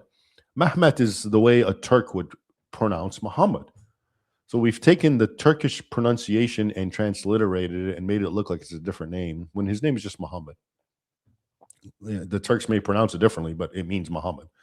And so I always write Muhammad, just so we know the etymology. So Muhammad II, who was born in 1451, and to quote a contemporary, was, quote, the mortal enemy of Christians. This Muhammad is really quite the character, because as much as I wrote about him in Sword and Scimitar in the context of the fall of Constantinople, in Defenders of the West, in 3 of the chapters, he's the main protagonist against John Hunyadi, Skanderbeg, as well as Vlad the Impaler, especially Vlad the Impaler. And in the 2 Swords of Christ, where I thought I might evade him, he's there too, because it deals with the Templars and the Hospitallers. And he's there during one of the major campaigns for Rhodes, where the Hospitallers were based. And really, like, it never fails. Every time I do new research, I come across really unsavory aspects of this guy. Basically, he was a pedophile, and this is all over the sources. Even Muslim sources admit it. He was bisexual. He constantly, if he found a handsome youth, would have him, basically, he would try to rape them and usually succeed. Vlad the Impaler, I mentioned, he was imprisoned. Him and his younger brother, known as Radu the Handsome, was apparently, according to the sources, seduced by this Muhammad II. And there's all sorts of stories.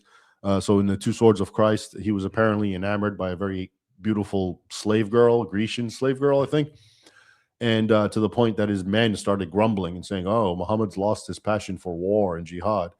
So one day when he heard this, he had her prettied up and dolled up, and he brought her up and he summoned all his leading men around him. And he said, what do you think of this? Is she pretty? And they all said, yes, of course, Sultan. And then he said, well, what do you think of this? And he pulled his scimitar out, grabbed her by the head and decapitated her and hurled her head on the floor and said, just in case you know, don't ever think otherwise, but just like my sword can sever this bond of love, it can sever anything, basically, including your heads. So stop grumbling. So such is the nature of Muhammad II, who, by the way, today, May 29th, as on every May 29th, is being celebrated all throughout Turkey, okay, because of the conquest of Constantinople. So this unsavory fellow, who even in Muslim sources appears this way, is being widely praised as Americans run around toppling statues of, I don't know, George Washington and Thomas Jefferson for whatever reason. This guy's being celebrated, okay? Anyway, he becomes Sultan in 1451 at age 19. Very young. He actually became Sultan earlier from his father. Anyway, but when his father finally dies in 1451, Murad II, he becomes the Sultan, age 19. And Constantinople was quick to send a diplomatic embassy to placate him in the guise of congratulating him. Because the Turks, the Ottomans, who were always right there around Constantinople, were a terror. And it was always good to try to be at peace with them. So Muhammad told this delegation what they wanted to hear. According to Dukas, he's a contemporary, he wrote in retrospect, obviously, that, quote, Muhammad swore by the God of their false prophet, by the prophet whose name he bore, Muhammad, that he was their friend, Constantinople, and would remain for the whole of his life a friend and ally of the city and its ruler, Constantine the 11th.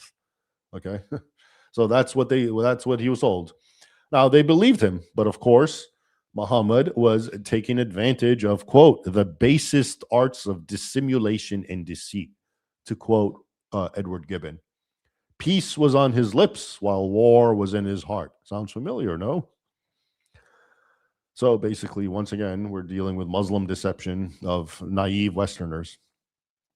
In fact, Muhammad was behaving this way, actually, because he was still consolidating his hold on the Sultanate. I just mentioned he had just become, at age 19, the Sultan of the Ottoman Empire. But these things usually took some time to consolidate, including he had to kill all his brothers and their children per Ottoman custom, lest they become contenders to the Sultanate.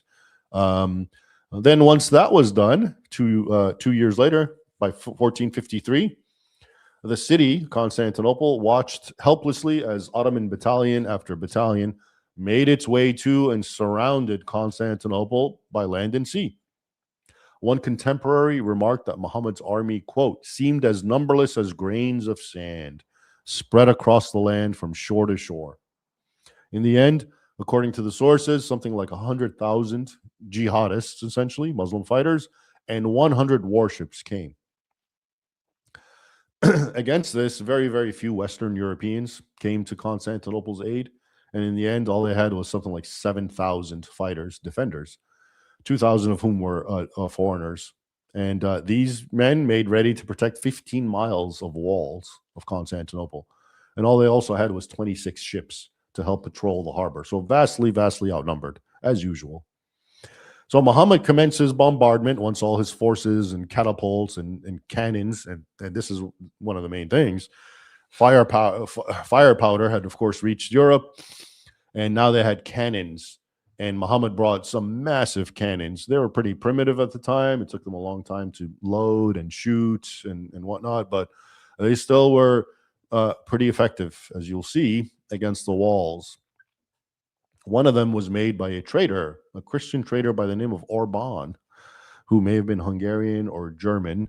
And as the story goes, he went to the Christians and tried to sell his big cannons, but they didn't pay him. So he went and sold it to Muhammad and the Ottomans. And they bought them and they brought them. So Muhammad starts the bombardment on April 6th, and he does everything possible, trying to go over, through, and under the walls, but he makes very little progress. And something like 6 weeks pass after he started the bombardment, but he was not really nearer to his goal. Of course, he devastated much of the walls, but the Christians behind the walls, including the citizens and the average people, were as quick as the wall came down, they would be hurriedly rebuilding it as much as they could. At any rate, the exasperated Sultan finally held council with his senior officers, and there was actually some talk of withdrawing, but in the end, Muhammad decided on basically vomiting forth every last man he had against the walls in one last final-ditch effort. But first, he would have to inflame his men for the desire, not unlike Tariq when he was talking to the Muslims and the Berbers about Spain and trying to entice them about why it behooves them to enter and get the goodies there.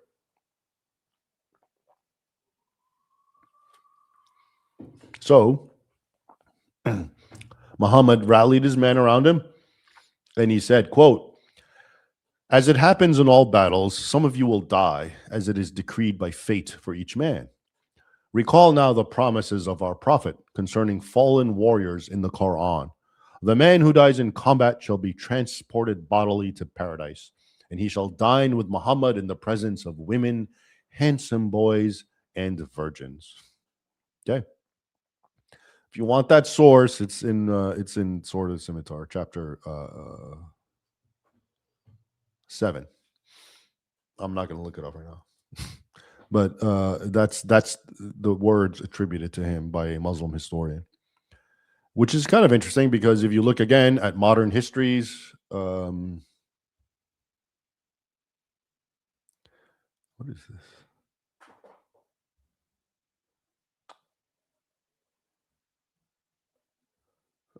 Sorry.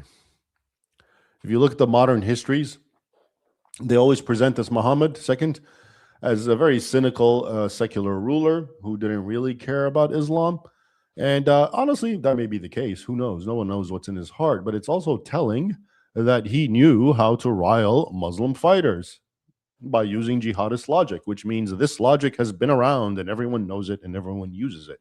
This idea of, fight to the death and you get all the plunder women, boys, and if you die, you go to heaven. But he was also cognizant that you need more than that at this point. A sheikh had actually told him earlier, quote, you well know, he's talking to Muhammad, the Sultan, that most of the soldiers have in any case been converted to Islam by force. He's probably talking about the Janissaries.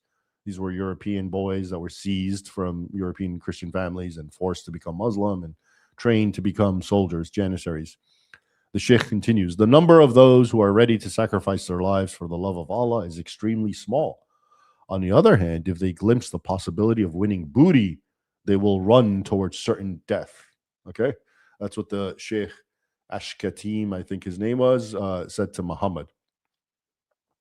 So according to the chronicle, the Sultan, quote, swore that his warriors would be granted the right to sack everything, to take everyone, male or female, and all property or treasure which was in the city, and that under no circumstances would he break his oath. This was written by a Catholic prelate who was actually present. And he continues, he asked nothing for himself except the buildings and the walls of the city. All the rest, the booty and the captives, would be theirs, the Muslim soldiers. So this is how he was trying to inflame and rouse their desires. And of course, any Muslim who was still left uninspired by the boons of the here or hereafter was left with a final thought. If I see any man lurking in the tents and not fighting at the wall, warned Muhammad, he will not be able to escape a lingering death. This, I believe, was a reference to one of Muhammad's favorite forms of punishment, impalement, which, of course, has been allotted to and attributed to Vlad the Impaler, who actually, as I indicated earlier, was a hostage of Muhammad and of the Turks in general. And that's where he learned about and was introduced to impalement, and then eventually mastered it as a way of a tit for tat against the Muslims and the Ottoman Turks. Muhammad's quote announcement was received with great joy, and and from thousands of throats came waves and waves of thundering cries of Allahu Akbar, and there is no God but Allah, and Muhammad is his prophet. Multiple sources attest to this. And it was such that even the Christian sources who were holed up in Constantinople heard it. One wrote, quote, oh, if you had heard their voices raised to heaven, this is a Christian who was then behind the wall, you would have been struck dumb with amazement as they were screaming Allahu Akbar after getting riled up. We were amazed at such religious fervor, and we begged God with copious tears to be well disposed towards us. All this most terrible shouting, says another witness, was heard as far as the coast of Anatolia, 12 miles away, and we Christians were terrified. There we go again with the terrorism. So the assault, the all-out assault, now that he had riled them up, was set for today's date, May 29th. Typical atonement, ablutions, prayers, and fasting under penalty of death were actually ordered for the Ottoman camp the day before, on May 28th, and fanatics of all sorts were set loose to inspire the men to jihad. Basically, wandering dervishes visited the tents to instill the desire of martyrdom and the assurance of spending an immortal youth amidst the rivers and gardens of paradise and in the embraces of the black-eyed virgins, the fabled Houris. This is a quote from a modern historian. The criers also swept through the camp to horn blasts, crying out, quote, children of Muhammad, be of good cheer, for tomorrow we shall have so many Christians in our hands that we will sell them 2 slaves for 1 ducat, and we will have such riches that we will all be of gold. And from the beards of the Greeks we will make leads for our dogs, and their families will be our slaves. So be of good heart and be ready to die cheerfully for the love of our Muhammad. I guess they mean the past and present Muhammad, the prophet and the current sultan. And so finally on May 29th, starting around 2 a.m., Muhammad unleashed all hell on Constantinople. There were blasting sounds of trumpets, cymbals, Islamic war cries, accompanied by church bells and sirens and warnings. And cannon fire was basically lighting the horizon as ball after ball came careening and crashing into the walls of Constantinople. Keep in mind, much of the wall, of course, by now had been devastated anyway, and the vastly outnumbered defenders were exhausted from the nonstop bombardment of the previous almost 2 months, 6 weeks about. And this actually was the logic of Sultan Muhammad, as well as the logic of many other Muslims in a lot of the battles I talk about, because they always have so many masses against the Christians that they can just use them as sacrifice them and throw them there. So after the initial wave of cannon fire, Sultan's strategy was basically to engage successively and without halt one body of fresh troops after the other, he told his generals, until, quote, harassed and worn out, the enemy, the Christians, will be unable further to resist. And so on, wave after wave, the hordes came, all desirous of booty or paradise, or merely to evade impalement at the hands of Muhammad. With ladders and hooks, they fought, clawed, and clambered onto the wall. Who could narrate the voices, the cries of the wounded, and the lamentation that arose from both sides, recollected an eyewitness. The shouts and the din were beyond the boundaries of heaven. You can only imagine that day. And so after about 2 hours of this, thousands of the Ottomans' most expendable raiders, the first one that Muhammad had sent there, were dead beneath the wall. Having served their purpose, basically wearing the defenders down, Muhammad, now he was mounted near the wall and directing traffic with a mace in his hand, looking like the Witch King at Gondor, I guess, ordered another wave of fresh Anatolian Turks to crash against the wall. And these guys built and clawed atop human pyramids of their own dead and wounded from the first wave, even as cannon fire and cannonballs careened and continued to crash, still to no avail. Having the high ground, the Christians had slew countless. One could only marvel at the brutes, conceded one of the Christian defenders. Their army was being annihilated, and yet they dared to approach the fosse again and again. By 4 a.m., non-stop cannon fire had made several breaches in the walls, which the Ottomans' elite shock troops, the Janissaries, the aforementioned abducted Christian boys, forcibly converted to Islam, indoctrinated in jihad, charged, even as their former co-religionists held firm. Let me now read to you a snapshot of how a contemporary described what's happening at this fatal point. This is from Sword and Scimitar, page 241. And it's written by Michael Christopoulos, who was born in 1410. So he's like almost, he's 43 years old at this point. He writes that the defenders fought bravely with lances, the Christian defenders, with lances, axes, pikes, javelins, and other weapons of offense. It was a hand-to-hand encounter, and they stopped the attackers and prevented them from getting inside the palisade. There was much shouting on both sides, the mingled sounds of blasphemy, insults, threats, attacks, defenses, shooters, those shot at, those killing, those dying, of those who in anger and wrath did all sorts of terrible things. And it was a sight to see there, a hard fight going on hand to hand with great determination and for the greatest rewards. Heroes fighting valiantly, the one party, the Turks, struggling with all their might to force back the defenders, get possession of the wall, enter the city, and fall upon the children and women and the treasures. The other party bravely agonizing to drive them off and guard their possessions, even if they were not to succeed in prevailing and in keeping them. And they didn't. So finally, a small detachment of Turks, this is the sort of culmination, entered the city through a minor doorway, which the defenders had left open during the chaos, and they quickly planted the Islamic flag, causing even more consternation among the defenders and chaos. And then the Sultan, seeing this and playing on their worst fear, started crying out, "The city is ours!" And he ordered his best Janissaries to charge. One of them, known as Hassan, and described as a giant of a beast, slew all before him and was an inspiration to the other Turks to press in behind him.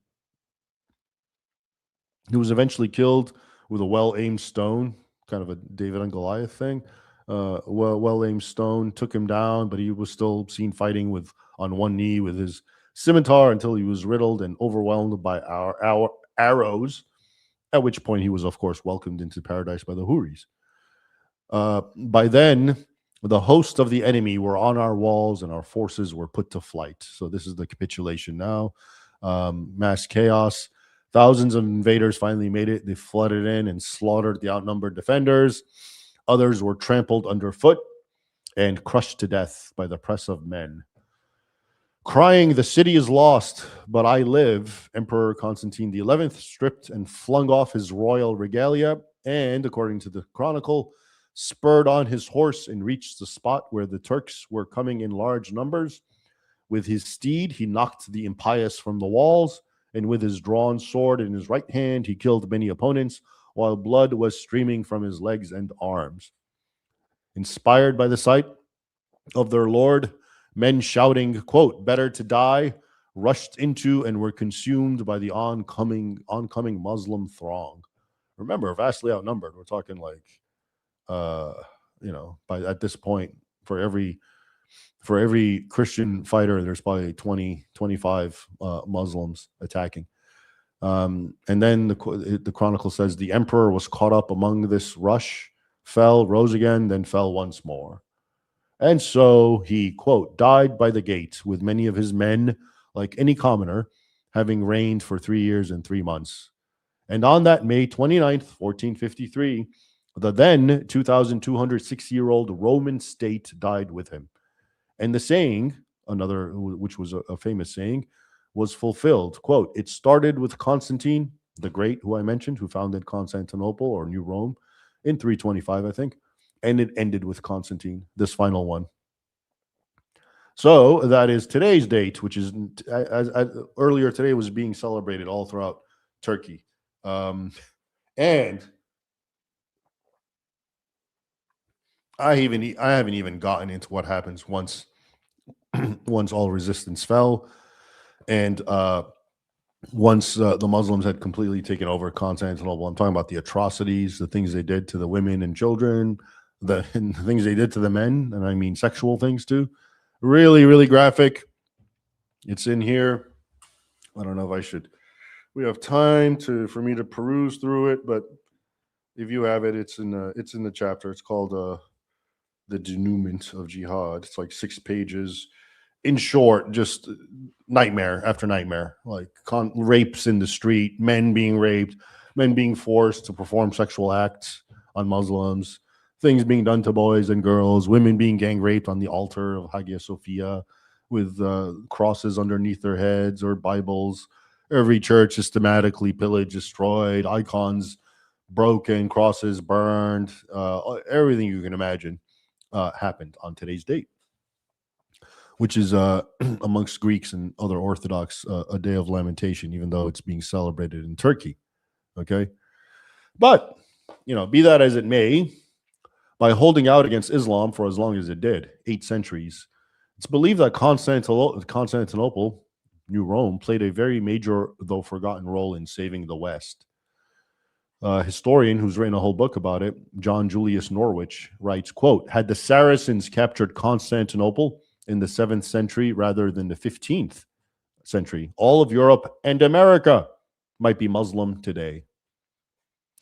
The irony is that goal is still a reality for many Muslims, even as an amnesic and self-hating West, as previously indicated, works to facilitate it. All right, so there it is. This is what happened on yesterday's date, May 28th, and on today's date, May 29th. Both long wars, one at the very furthest west of the Christian world, Spain, literally the northwest quadrant of the Spanish peninsula, which is the furthest most western point of Europe, and it's the northern westmost point, and that's where the Asturias mountains are. There, the Reconquista began yesterday, at least symbolically, and it continued for centuries until Islam was kicked out. And today, it was after centuries of jihad on Nova Roma, Constantinople, it finally fell. And this was the furthest east of Christendom, Constantinople, as far east as you could go from the Christian world. So really interesting, those 2 dates and how they complement one another. And of course, nowadays these dates mean absolutely nothing in the West, which is why I told you For a while, I like to highlight the dates. It's a good occasion to talk about these battles and their significance. And as mentioned, while they're forgotten in the West, they're remembered. So, like I said, today it's being May 29th is being celebrated by the highest heads of state. Traditionally, people like Erdogan go up and talk about the wonders of Muhammad II and what he did by conquering Constantinople and how great that was. And it's interesting. Compare that with the West. Okay. So again, I read to you what happened, and the Muslim sources also say this, but we have eyewitness Western sources. Okay. The Muslims, the whole reason to wage war on Constantinople was what? Because they're Christian and they refused to submit. And it ended up with Christians being raped, murdered, butchered, slaughtered, enslaved, just because they wouldn't surrender to Islam. Every Turk knows this is why Muhammad and the Ottomans attacked Constantinople, and it's being celebrated today. So that tells you something about that mentality, doesn't it? On the other hand, here in the West, or in the Western world, in America, Western Europe, statues of Western American leaders who I think are a lot more ethical and moral than Muhammad II, whatever their shortcomings are being destroyed and taken down and broken down. And you wonder, what the situation we're in. You have a mentality, the Muslim mentality, that is just as militant as ever, and you have its enemy just as just in absolute capitulation mode, waiting for anyone to conquer them and anyone for them to surrender before. All right. This is especially the case. We spoke about Spain, right? Pelayo and Pelagius, the anniversary of yesterday. They especially seem to conform to that old adage that those who forget history, their own history, are doomed to repeat it. So we've already seen this long history of the Reconquista and what happened. And it took centuries and Muslims and Christians were at odds and warfare. I just told you about the Battle of Covadonga in 722. I didn't get into the Reconquista and all the brutality that went on for century after century, for 8 centuries. Okay. And despite all that, for many years now, and not unlike their predecessors, hordes and hordes of Muslims from North Africa have been illegally entering and flooding Spanish territory, the Iberian Peninsula, once again. And often when you read these accounts and the way they look in pictures, it's just like their predecessors. They're arriving on just some floating vessel in a very primitive way. And they also act like their predecessors when they land on Spanish territory. And they engage in all sorts of unsavory, downright criminal behavior, as might be expected, including gang rape, just criminality. They create enclaves or ribats where police don't even want to go. Violent crimes, especially targeting Christians or churches, are very common. Some of the worst Muslim migrant terror attacks, I already told you, 45% of every Muslim terror attack is by a migrant. At least one migrant is involved. And some of the ones that featured migrants were the 2004 Madrid train bombings that killed about 191. The 2017 Barcelona Los Ramblas von Raming and Cabril attack, which killed 16 people, injured 150. And the 2023 Algeciras church assault, when a sword-waving migrant screaming Allahu Akbar attacked 2 churches, seriously injuring the priest of one and killing the sacristan of the other. And I remember at the time, Spanish media responded by telling Spaniards, not to overreact because, Christians have done worse during the Crusading era or in the Inquisition as well. That's again how history is being used as a weapon, right? And despite all that, despite what these migrants are doing, to say nothing of the aforementioned history, which Spain has forgotten, the government in Spain, I think I mentioned this, announced that it's going to legalize at least 500,000 illegal migrants from North Africa. And though I told you, experts say it's going to be much more than that. So instead of kicking them out, preventing them from entering, which would be very easy, they're rewarding them so they can continue doing the same sorts of thing. Okay. Which means, in other words, North Africa's Muslims are following the same strategy that led to the Islamic conquest of Christian Spain in the 8th century. The only difference is that whereas, as we saw, Christians of medieval Spain and all of Europe once fought back any which way they could for their faith, their liberty, their religion, their civilization, their families, their women folk, their children, their descendants are doing everything to welcome in and smooth the way for their former and likely future Muslim masters. So that's the lesson to be learned, at least from the Spanish paradigm. All right, now that I've thoroughly depressed you with these two dates, actually yesterday's date was a victory. Remember that. But yeah, it's becoming a defeat again, unfortunately, at least for the Spaniards. So there it is. Let's see if there's any final parting words.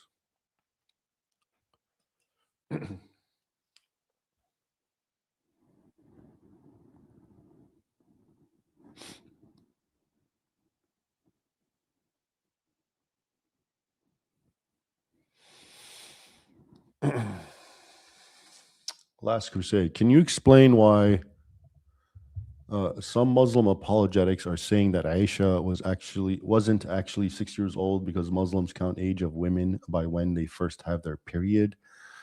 Look, there's always all kinds of apologetics by all kinds of Muslims to try to rationalize Muhammad's behavior and lifestyle. There's no doubt that biologically Aisha was 6 years old. That's recorded in the Hadith. Now, as to this business of talking about periods and whatnot, I think I'm familiar with what you're talking about, but it strikes me then and now as just another apologetic that is just a way to save face around non-Muslims who Muslims don't want to be embarrassed in front of. Templar whiskey. I wonder about the difference of the modern versus the older church. The old church was a community, young and old together, mentoring and teaching. The modern church now feels separated by age groups. That's interesting. I mean, ultimately, I suppose it depends on what church. You know, are we talking Catholic churches, Protestant churches, Orthodox churches, churches in America, Europe, Middle East, Africa? But I do believe, yeah, the older, more traditional churches is more of a community where, you know, groups of all generations interact and learn from one another, benefit from one another. Whereas, yeah, I think what you're saying is the modern church, as in all things modern, is, yeah, separated by kind of generationally separated, which means it's not much of a church. It's just another secular institution, I suppose.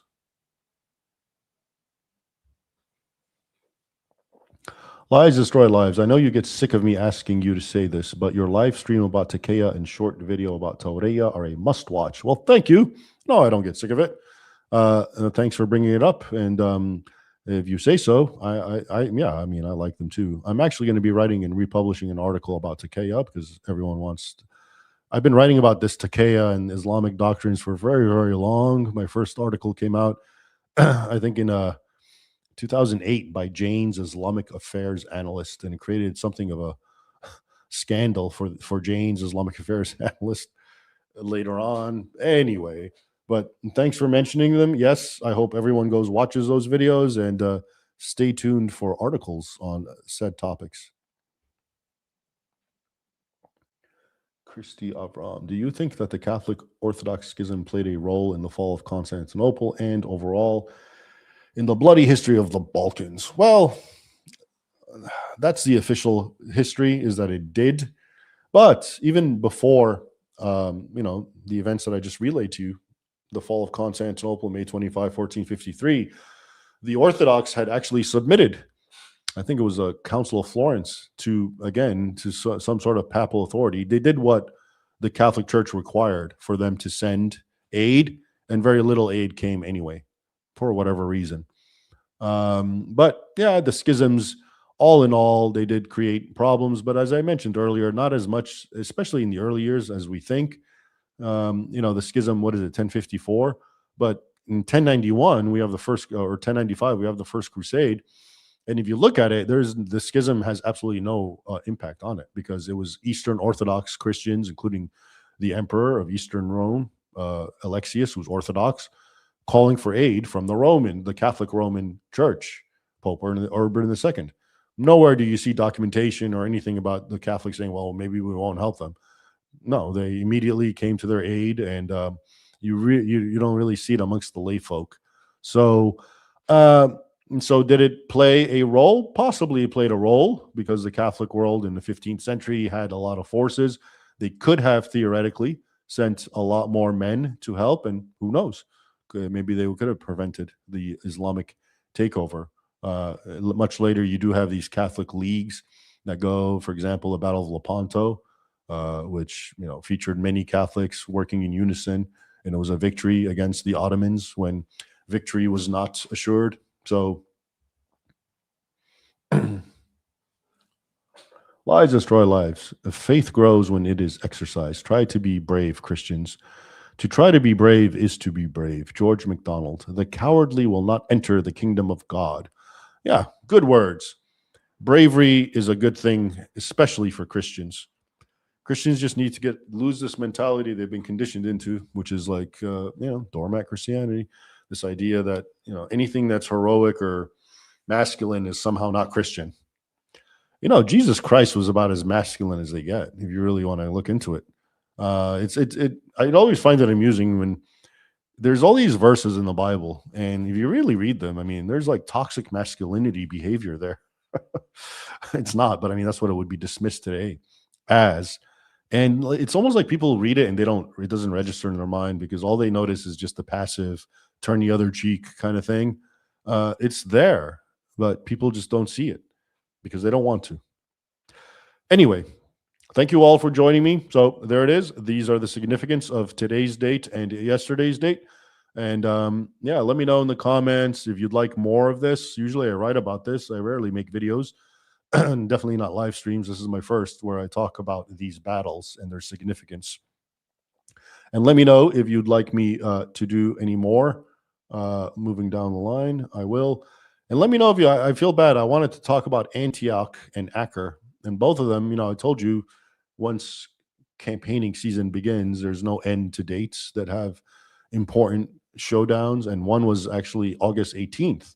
And it had two major dates, the fall of Acre and the fall of Antioch, 1268 for the latter and 1291 for the former.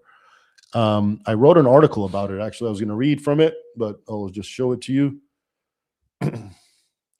And it's this one, Why Today is the Darkest Day in Crusader History. And it talks about both, 1268, Acre, and 1291.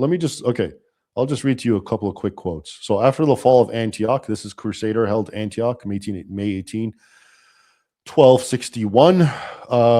It was a brutal fall. It fell to Baibars, the Mamluk Sultan of Egypt. And all I'm going to read to you is after he sacked it, what happened to Antioch. He basically, again, vastly outnumbered, Antioch was, by the Muslims. They showed up, and here, let me read it to you. Okay. You can even see it. So I wrote, this is actually an excerpt from, I think, Defenders of the West. Next to fall, and terrible was its fall, was the ancient Christian city of Antioch, one of the oldest and best fortified Crusader kingdoms. In May 1268, after the Muslims had breached the city, which was swollen with some 120,000 Christian fugitives, many of whom were women and children, Baibars entered and ordered the city's gates shut behind him. An orgiastic bloodbath, the, quote, single greatest massacre of the entire crusading era, followed. That quote, I believe, is by Crusades historian Thomas Madden. And then the scale of slaughters, atrocities, and rapes visited upon the Christians of Antioch was unprecedented. 17,000 Christians were massacred inside the city. More than 100,000 were enslaved. In the Mamluk train was such a surplus of human booty that the price of Frankish slave women and children plummeted on the Muslim slave markets to just a few silver pieces. And not all would consent to rape and slavery. And, quote, amid the usual atrocities during the sack of Antioch, one incident shocked even the Turks. The canonesses of St. John, these are like nuns, had cut off their noses with scissors and gashed their cheeks in order to avoid rape by making themselves ugly. The appalled Muslims slaughtered them on the spot. And then the Sultan who presided over this orgiastic bloodbath, this is Baibars, I mentioned him, the Mamluk Sultan, he gloated about it in a letter to Bohemond VI, who was the lord of Antioch, but who was not there at the time. And Baibars wrote, quote, You would have seen your knights prostrated beneath the horses' hooves, your houses stormed by pillagers and ransacked by looters, your women sold 4 at a time and bought for a dinar of your own money.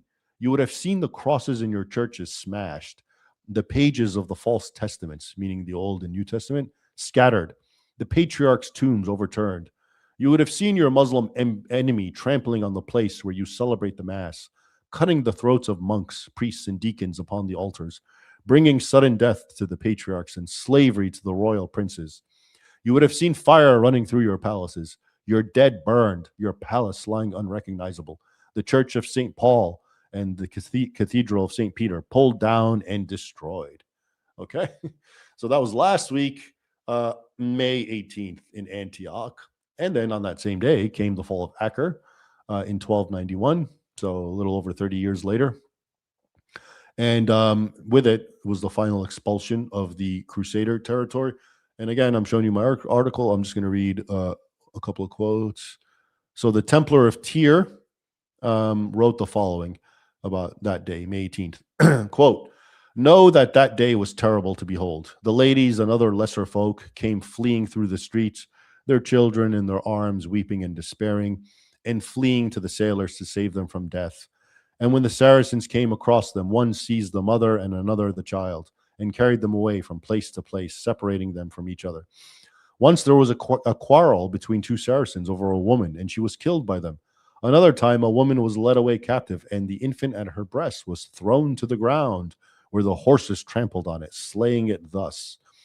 There were some women who were pregnant and who were caught in the press of the flight and suffocated and died, and the life in her womb died with her.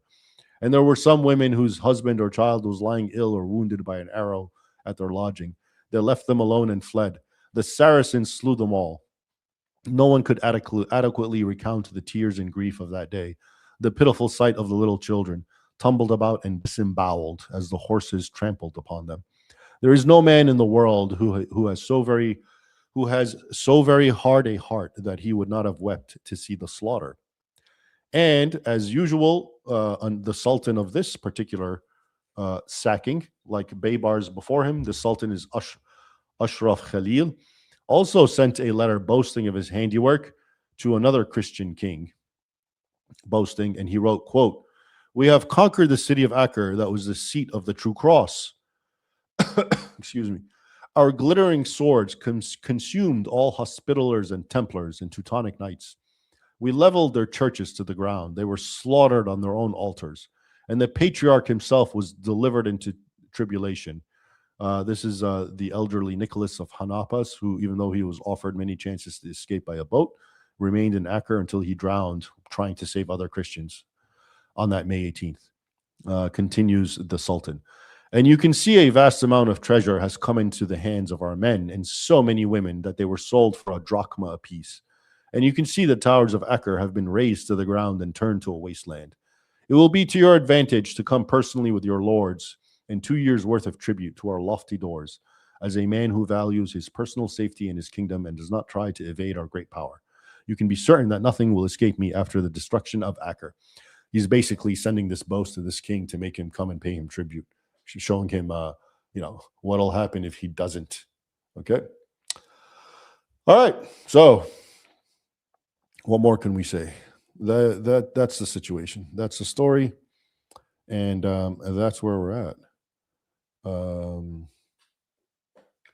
Christina, would you be open to writing a book about the Quran versus the Bible and how they aren't actually compatible and comparative?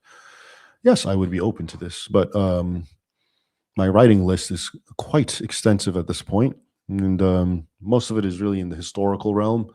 I do believe the theological, exegetical arguments are important, but I prefer to exhaust this minefield, untilled field of historical information first. Okay, ladies and gentlemen, now that I've, like I said, thoroughly depressed you, take hope and remember, you don't have to remember actually do remember all of this, because it's good to know history and to know what happened, how things came to this pass, why we are where we are. But at least take heart from the seed, the mustard seed mentioned by Paleo on yesterday's date, May 28th, 722, and how even though the circumstances were all against him and it was just a tiny band of rebels living in a mountain, he said God would be with us and we will prevail. And so it was, though it took many, many centuries. All right. With that, I will see you anon. Take care. Bye.